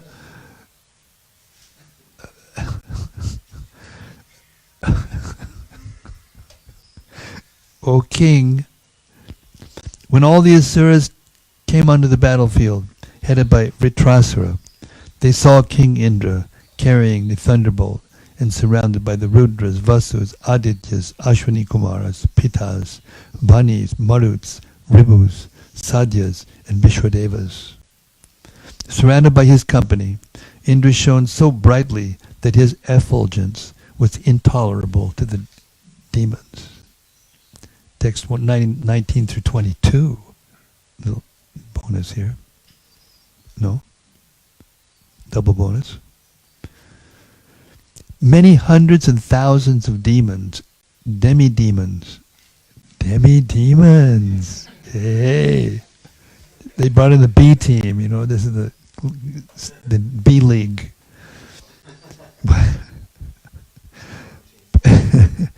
Many hundreds and thousands of demons, demi-demons, yakshas, rakshasas, man-eaters, and others headed by Sumali and Mali, resisted the armies of King Indra, which even death personified cannot easily overcome. Among the demons were Namuchi, Shambhara, Anbarba, Dvimurdha, Rishabha, Asura, Hayagriva, Sankushira, Viprachiti, Ayamuka, Paloma, Vishaparva, Prahiti, Heti, and Utkala, roaring tumultuously and fearlessly like lions. These invincible demons, all dressed in golden ornaments, gave pain to the demigods with weapons like clubs, bludgeons, arrows, barbed darts, mallets, and lances. Text 23. Armed with lances, tridents, axes, swords, and other weapons like shatugnis and bushundis, the demons attacked from different directions and scattered all the chiefs of the demigod armies. 24. As the stars in the sky cannot be seen when covered by dense clouds, the demigods, being completely covered by networks of arrows falling upon them one after another, could not be seen. Text 25. The showers of various weapons and arrows released to kill the soldiers of the demigods did not reach them, because the demigods, acting quickly, cut the weapons into thousands of pieces in the sky.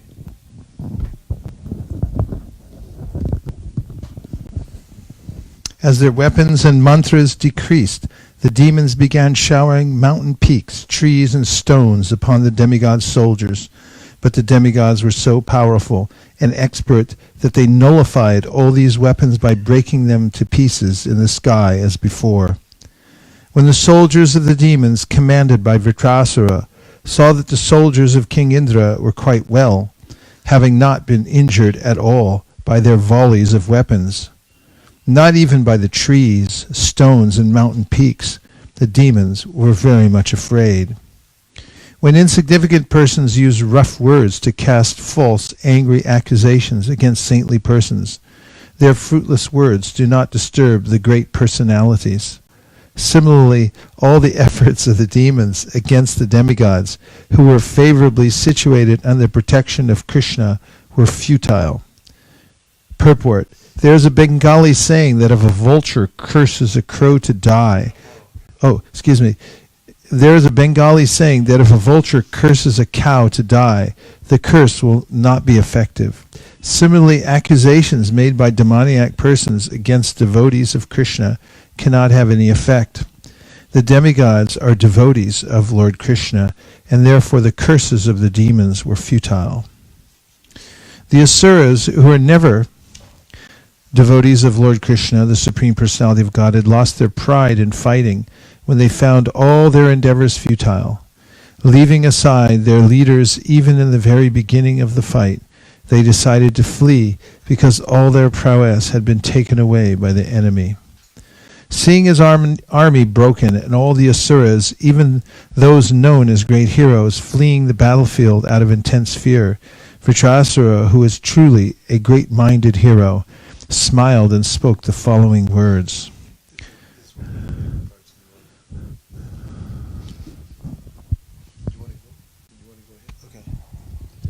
According to his position and the time and circumstances, Vritrasura, the hero among heroes, spoke words that were much to be appreciated by thoughtful men. He called to the heroes of the demons, O Viprachiti, O Namuchi, O Puloma, O Maya, Anarva, and Shambhara, please hear me and do not flee. Vritrasura said, all living entities who have taken birth in this material world must die. Surely no one in this world has found any means to be saved from death. Even Providence has not provided a means to escape it.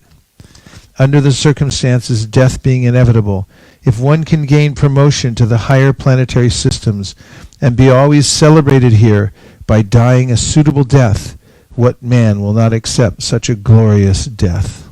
Purport. If by dying one can be elevated to the higher planetary systems and be ever famous after his death, who is so foolish that he will refuse such a glorious death? Similar advice was also given by Krishna to Arjuna. My dear Arjuna, the Lord said, do not desist from fighting. If you gain victory in the fight, you will enjoy a kingdom, and even if you die, you will be elevated to the heavenly planets. Everyone should be ready to die while performing glorious deeds. A glorious person is not meant to meet death like cats and dogs. There are two ways to meet a glorious death, and both are very rare. One is to die after performing mystic yoga, especially bhakti yoga, by which one can control the mind and living force and die absorbed in thought of the Supreme Personality of Godhead. The second is to die on the battlefield, leading the army and never showing one's back. These two kinds of death are recommended in the Shastra as glorious. Thus end the Bhaktivedanta purports of the 6th canto, 10th chapter of the Srimad Bhagavatam, entitled The Battle Between the Demigods and Vritrasura.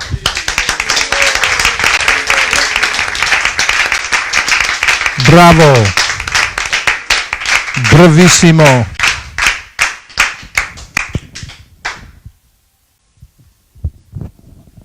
Chapter 6, Canto 6, Chapter 11, the Transcendental Qualities of Vritrasura. This is very, very ecstatic chapter. The transcendental qualities of Vritrasura.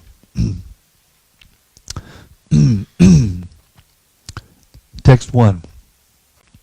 Sri Shukadeva Goswami said, O king, Vritrasura, the commander-in-chief of the demons, advised his lieutenants in the principles of religion, but the cowardly demoniac commanders, intent upon fleeing the battlefield, were so disturbed by fear that they could not accept his words. Text 2 and 3.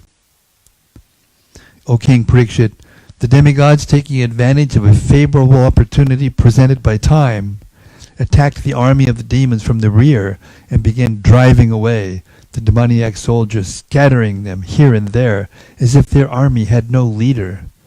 Seeing the pitiable condition of his soldiers, Vritrasura, the best of the asuras, who was called Indra Shatru, the enemy of Indra, was very much aggrieved.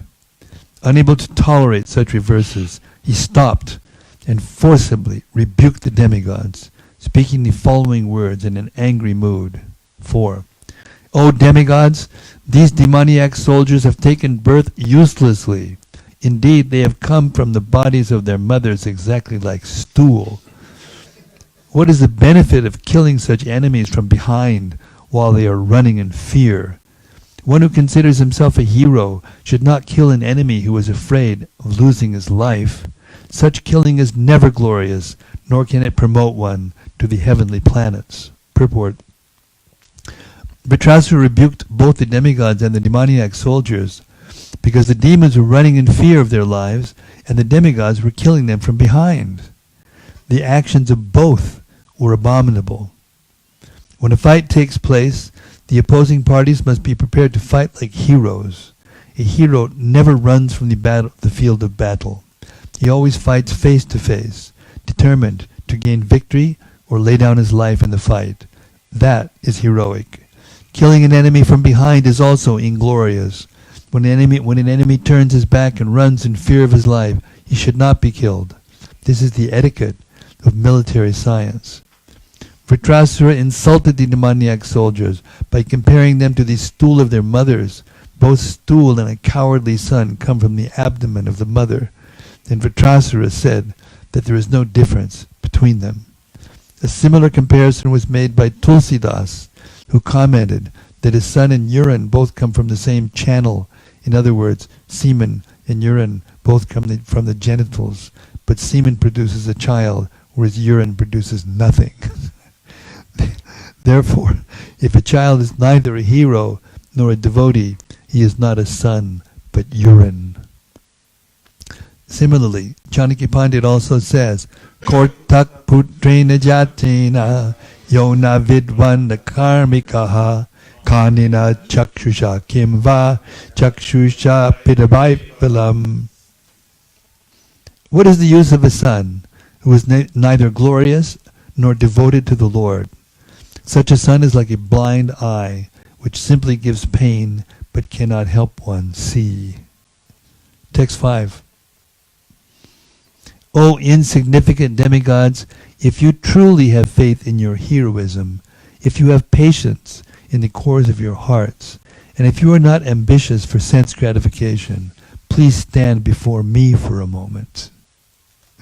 Purport. Rebuking the demigods, Vritrasura challenged, O demigods, if you are actually heroes, stand before me now and try to show your prowess. If you do not wish to fight, if you are afraid of losing your lives, I shall not kill you, for unlike you, I am not so evil-minded as to kill persons who are neither heroic nor willing to fight. If you have faith in your heroism, please stand before me.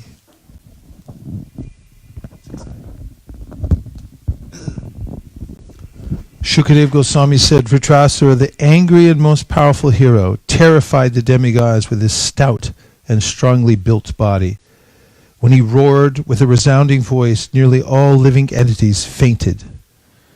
When all the demigods heard Vritrasura's tumultuous roar, which resembled that of a lion, they fainted and fell to the ground as if struck by thunderbolts. As the demigods closed their eyes in fear, Vritrasura, taking up his trident and making the earth tremble with his great strength, trampled the demigods beneath his feet on the battlefield the way a mad elephant tramples hollow bamboos in the forest. Seeing Vritrasura's disposition, Indra, the king of heaven, became intolerant and threw at him one of his great clubs, which are extremely difficult to counteract. However, as the club flew toward him, Vritrasura easily caught it with his left hand. O King Parikshit, the powerful Vritrasura, the enemy of King Indra, angrily struck the head of Indra's elephant with that club, and making a tumultuous sound on the battlefield. With the club, making a tumultuous sound on the battlefield. For this heroic deed, the soldiers on both sides glorified him. Yeah. Text 11. struck by the club by Vritrasura like a mountain struck by a thunderbolt, the elephant Airavata, feeling great pain and spitting blood from its broken mouth, was pushed back 14 yards. In great distress, the elephant fell with Indra on its back. Text 12. When he saw Indra's carrier elephant thus fatigued and injured, and when he saw the great soul, and he saw Indra morose because his carrier had been harmed in that way, the great soul, Vritrasura, following religious principles, refrained from again striking Indra with the club. Taking this opportunity, Indra touched the elephant with his nectar-producing hand, thus relieving the animal's pain and curing its injuries. Then the elephant and Indra both stood silently. 13. O king, when the great hero Vritrasura saw Indra, his enemy, the killer of his brother, standing before him with a thunderbolt in his hand, desiring to fight, Vritrasura remembered how Indra had cruelly killed his brother. Thinking of Indra's sinful activities, he became mad with lamentation and forgetfulness.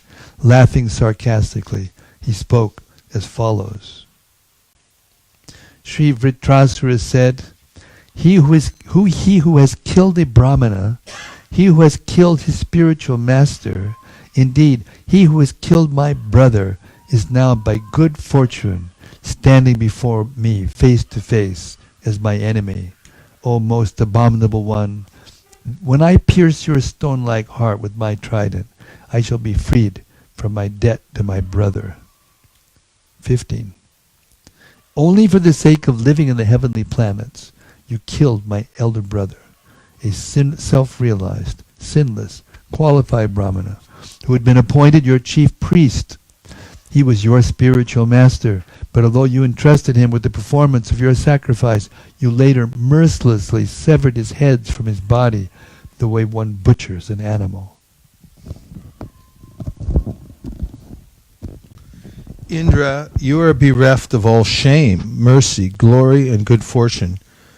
Deprived of these good qualities by the reactions of your fruitive activities, you are to be condemned even by the man-eaters, Rakshasas. Now I shall pierce your body with my trident, and after you die with great pain, even fire will not touch you. Only the vultures will eat your body. You are naturally cruel.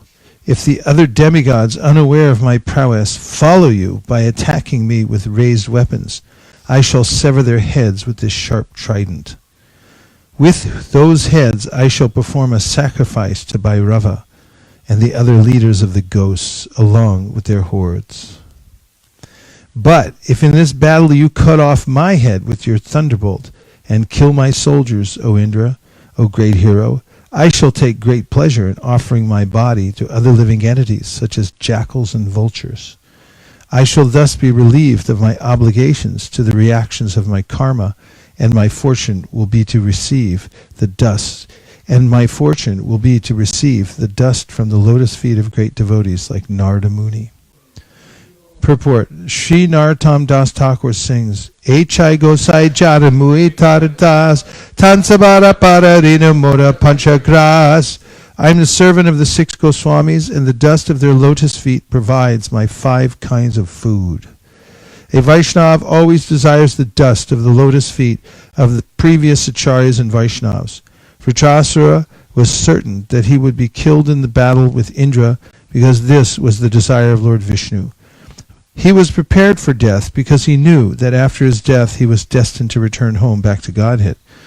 This is a great destination, and it is achieved by the grace of a Vaishnava. Chadiya Vaishnava Shebo Nishtar Prayeche Kebo. No one has ever gone back to Godhead without being favored by a Vaishnav. In this verse, therefore, we find the words Manas Vinam Padaraja Prapapsye. I shall receive the dust of the lotus feet of great devotees. The word Manas Vinam refers to the great devotees who always think of Krishna. They are always peaceful, thinking of Krishna, and therefore they are called Dhira. The best example of such a devotee is Narada Muni. If one receives the dust of the lotus feet of a Manasvi, a great devotee, he certainly returns home back to Godhead. 19. O King of the demigods, since I, your enemy, am standing before you, why don't you hurl your thunderbolt at me? Although your attack upon me with your club was certainly useless, like a request of money from a miser, the thunderbolt you carry will not be useless. You need have no doubts about this. Purport. When King Indra threw his club at Vritrasura, Vritrasura caught it in his left hand and retaliating by using it to strike the head of Indra's elephant, and retaliated by using it to strike the head of Indra's elephant. Thus Indra's attack was a disastrous failure. Indeed, Indra's elephant was injured and thrown back 14 yards. Therefore, even though Indra stood with the thunderbolt to hurl against Vritrasura, he was doubtful, thinking that the thunderbolt might also fail. Vritrasura, however, being a Vaishnava, assured Indra that the thunderbolt would not fail, for Vritrasura knew that it had been prepared in accordance with the instructions of Lord Vishnu. Although Indra had doubts because he could not understand that Lord Vishnu's order never fails, Vritrasura understood Lord Vishnu's purpose. Vritrasura was eager to be killed by the thunderbolt manufactured according to Lord Vishnu's instructions, because he was sure that he would thus return home back to Godhead. He was simply waiting for the opportunity of the thunderbolts being released. In effect, therefore, Vritrasura told Indra, if you want to kill me, since I am your enemy, take this opportunity. Kill me. You will gain victory, and I shall go back to Godhead. Your deed will be equally beneficial for both of us. Do it immediately. 20. O Indra, King of Heaven, the thunderbolt you carry to kill me has been empowered by the prowess of Lord Vishnu and the strength of Dadichi's austerities. Since you have come here to kill me in accordance with Lord Vishnu's order, there is no doubt that I shall be killed by the release of your thunderbolt. Lord Vishnu has sided with you. Therefore your victory, opulence, and all good qualities are assured. Purport. Vritrasura not only assured King Indra that the thunderbolt was invincible, but also encouraged Indra to use it against him as soon as possible. Vritrasura was eager to die with the stroke of the thunderbolt sent by Lord Vishnu, so that he could immediately return home back to Godhead. By hurling the thunderbolt, Indra would gain victory and enjoy the heavenly planets, remaining in the material world for repeated birth and death. Indra wanted to gain victory over Vritrasura and thereby become happy, but that would not at all be happiness. The heavenly planets are just below Brahmaloka, but as stated by the Supreme Lord Krishna, Brahmavunaloka Punar Avartinorjuna. Even if one achieves Brahmaloka, he must still fall to the lower planetary systems again and again. However, if one goes back to Godhead, he never returns to this material world.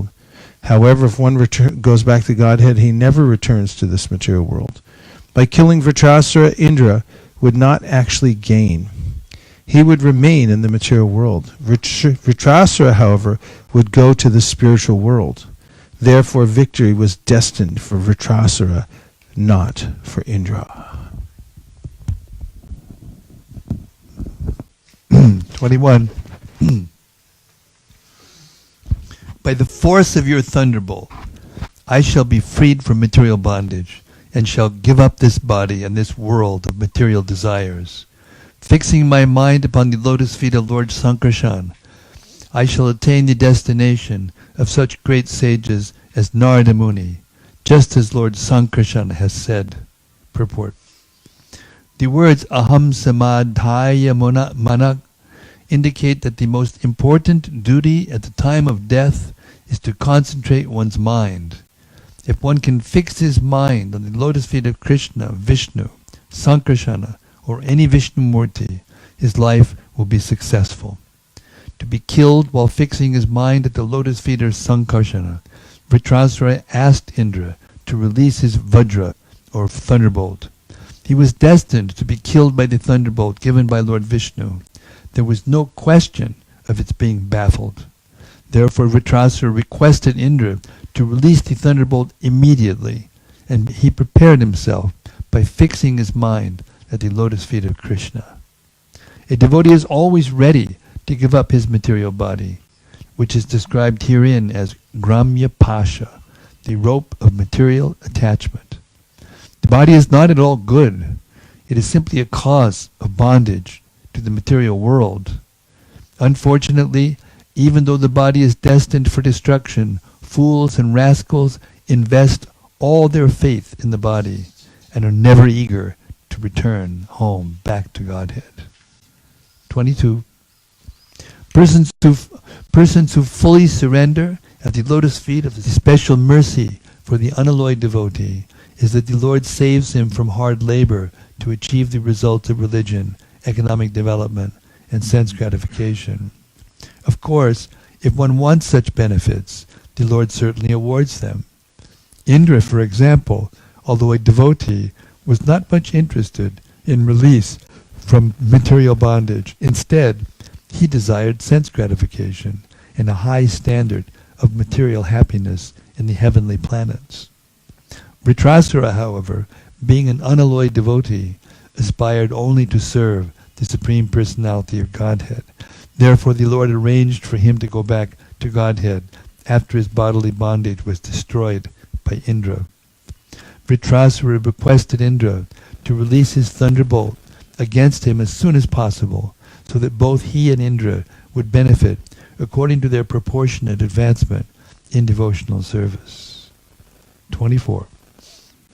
O my Lord, O Supreme Personality of Godhead, may I again be able to be O my Lord, O Supreme Personality of Godhead, may I again be able to be a servant of your eternal servants who find shelter only at your lotus feet. So may is more appropriate here. O Lord of my life, may I again become their servant, so that my mind will always think of your transcendental attributes, my words always glorify those attributes, and my body always engage in the loving service of your Lordship. So it's not a question. This is what's going to happen. Purport. The verse gives the sum and substance. This verse gives the sum and substance of devotional life. One must first become a servant of the servant of the servant of the Lord. Das adasanudas. Dasanudas. Sri Chaitanya Mahaprabhu advised, and he also showed by his own example, that a living entity should always desire to be a servant of the servant of the servant of Krishna, the maintainer of the gopis. Gopi Bhartu Padakamayor Das. This means that one must accept a spiritual master who comes in the disciplic succession and is a servant of the Lord. Under his direction, one must then engage one's three properties, namely his body, mind, and words. The body should be engaged in physical activity under the order of the master. The mind should think of Krishna incessantly, and one's words should be engaged in preaching the glories of the Lord. If one is thus engaged in loving service of the Lord, one's life is successful. Text 25. O my Lord, source of all opportunities, I do not desire to enjoy in Dhruvaloka, the heavenly planets, or the planet where Lord Brahma resides, nor do I want to be the supreme ruler of all the earthly planets, or the lower planetary systems. I do not desire to be master of the powers of mystic yoga, nor do I want liberation if I have to give up your lotus feet. Purport. A pure devotee never desires to gain material opportunities by rendering transcendental loving service to the Lord. A pure devotee desires only to engage in loving service to the Lord in the constant association of the Lord and his eternal associates, as stated in the previous verse, Dasa nudasa bhavitasmi. As confirmed by Narottam Das Thakur, Tantira Charanasevi Bhakti Sanibas, Janame Hai Eyabilas, to serve the Lord and the servants of his servants in the association of devotees is the only objective of a pure, unalloyed devotee.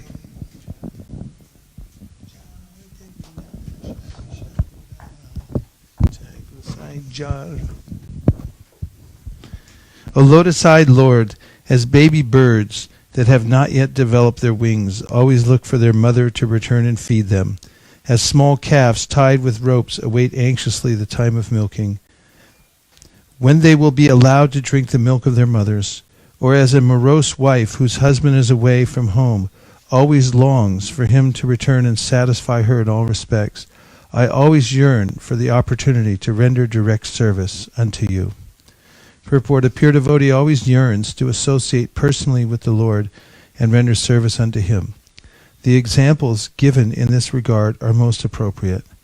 A small baby bird is practically never satisfied except when the mother bird comes to feed it. A small calf is not satisfied unless allowed to suck the milk from the mother's udder. And a chaste, devoted wife whose husband is away from home is never satisfied until she has the association of her beloved husband. Nagar Kirtan. Depends what you're going to say. It appears that the first sentence of the purport there's other statements that seem to be kind of like the opposite. It says here that a pure devotee always yearns to associate personally with the Lord and render service unto him. Correct me if I'm wrong, but is there not statements where it says that a pure devotee never aspires to have the personal association of the Lord, but only aspires for serving the servant of the servant of the servant of the servant 1,000 times removed, and never desires to be personally with the Lord and serve him personally? Dinam katina katida palita durni deshas desham jata mayina karuna natrapa no pashanti utsri jaitanata yarupate sambrata labda buddhis tamayata sharanam abhayamam nyukshva madasye. There the devotees saying that now I've given up Maya and all the bad masters, and now I've turned my attention because I want personal service. Utsri Jaitanata Yarupate, he gives him my name. Labda Buddhis. Tom Ayata Sharanam Mayam. So then, yes, it's the feeling of turning away from the nondescript material world and all its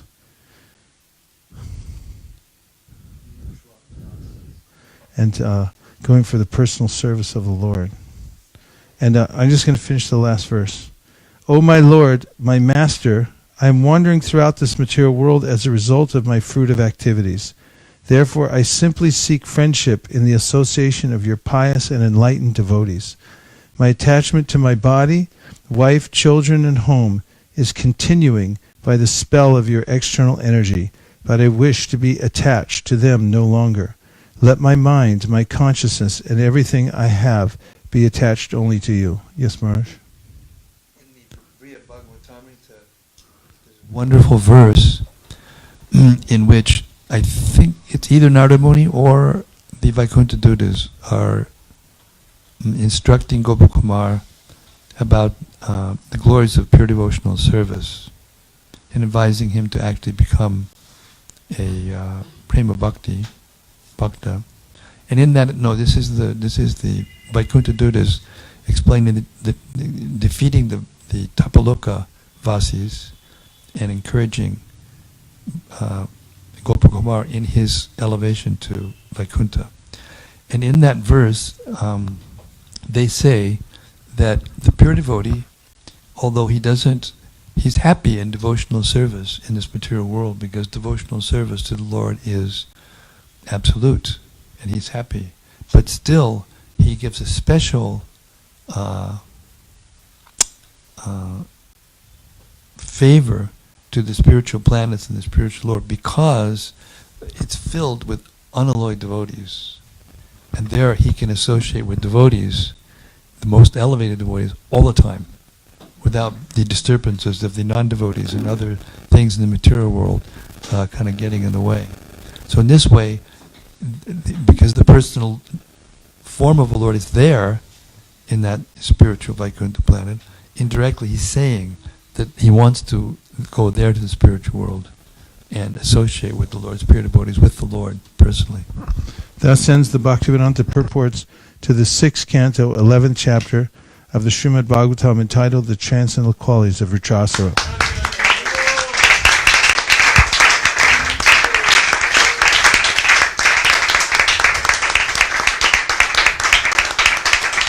Bravo!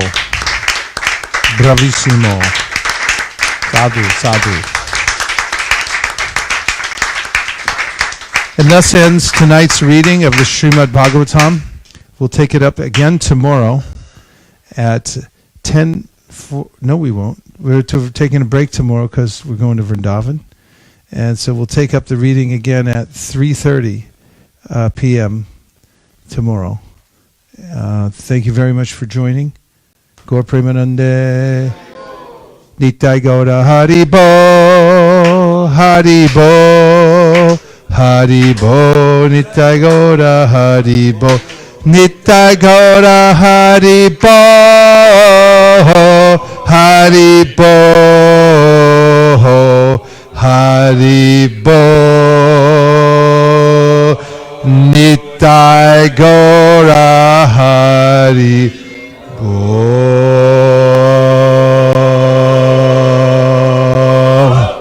Vanchakalpadrisha kripasnabhevacha patitanam pavanibhyo vaishnavebhyo namo namaha. Anantakoti Vaishnaviniki Jai. You don't have to go home, but you can't stay here.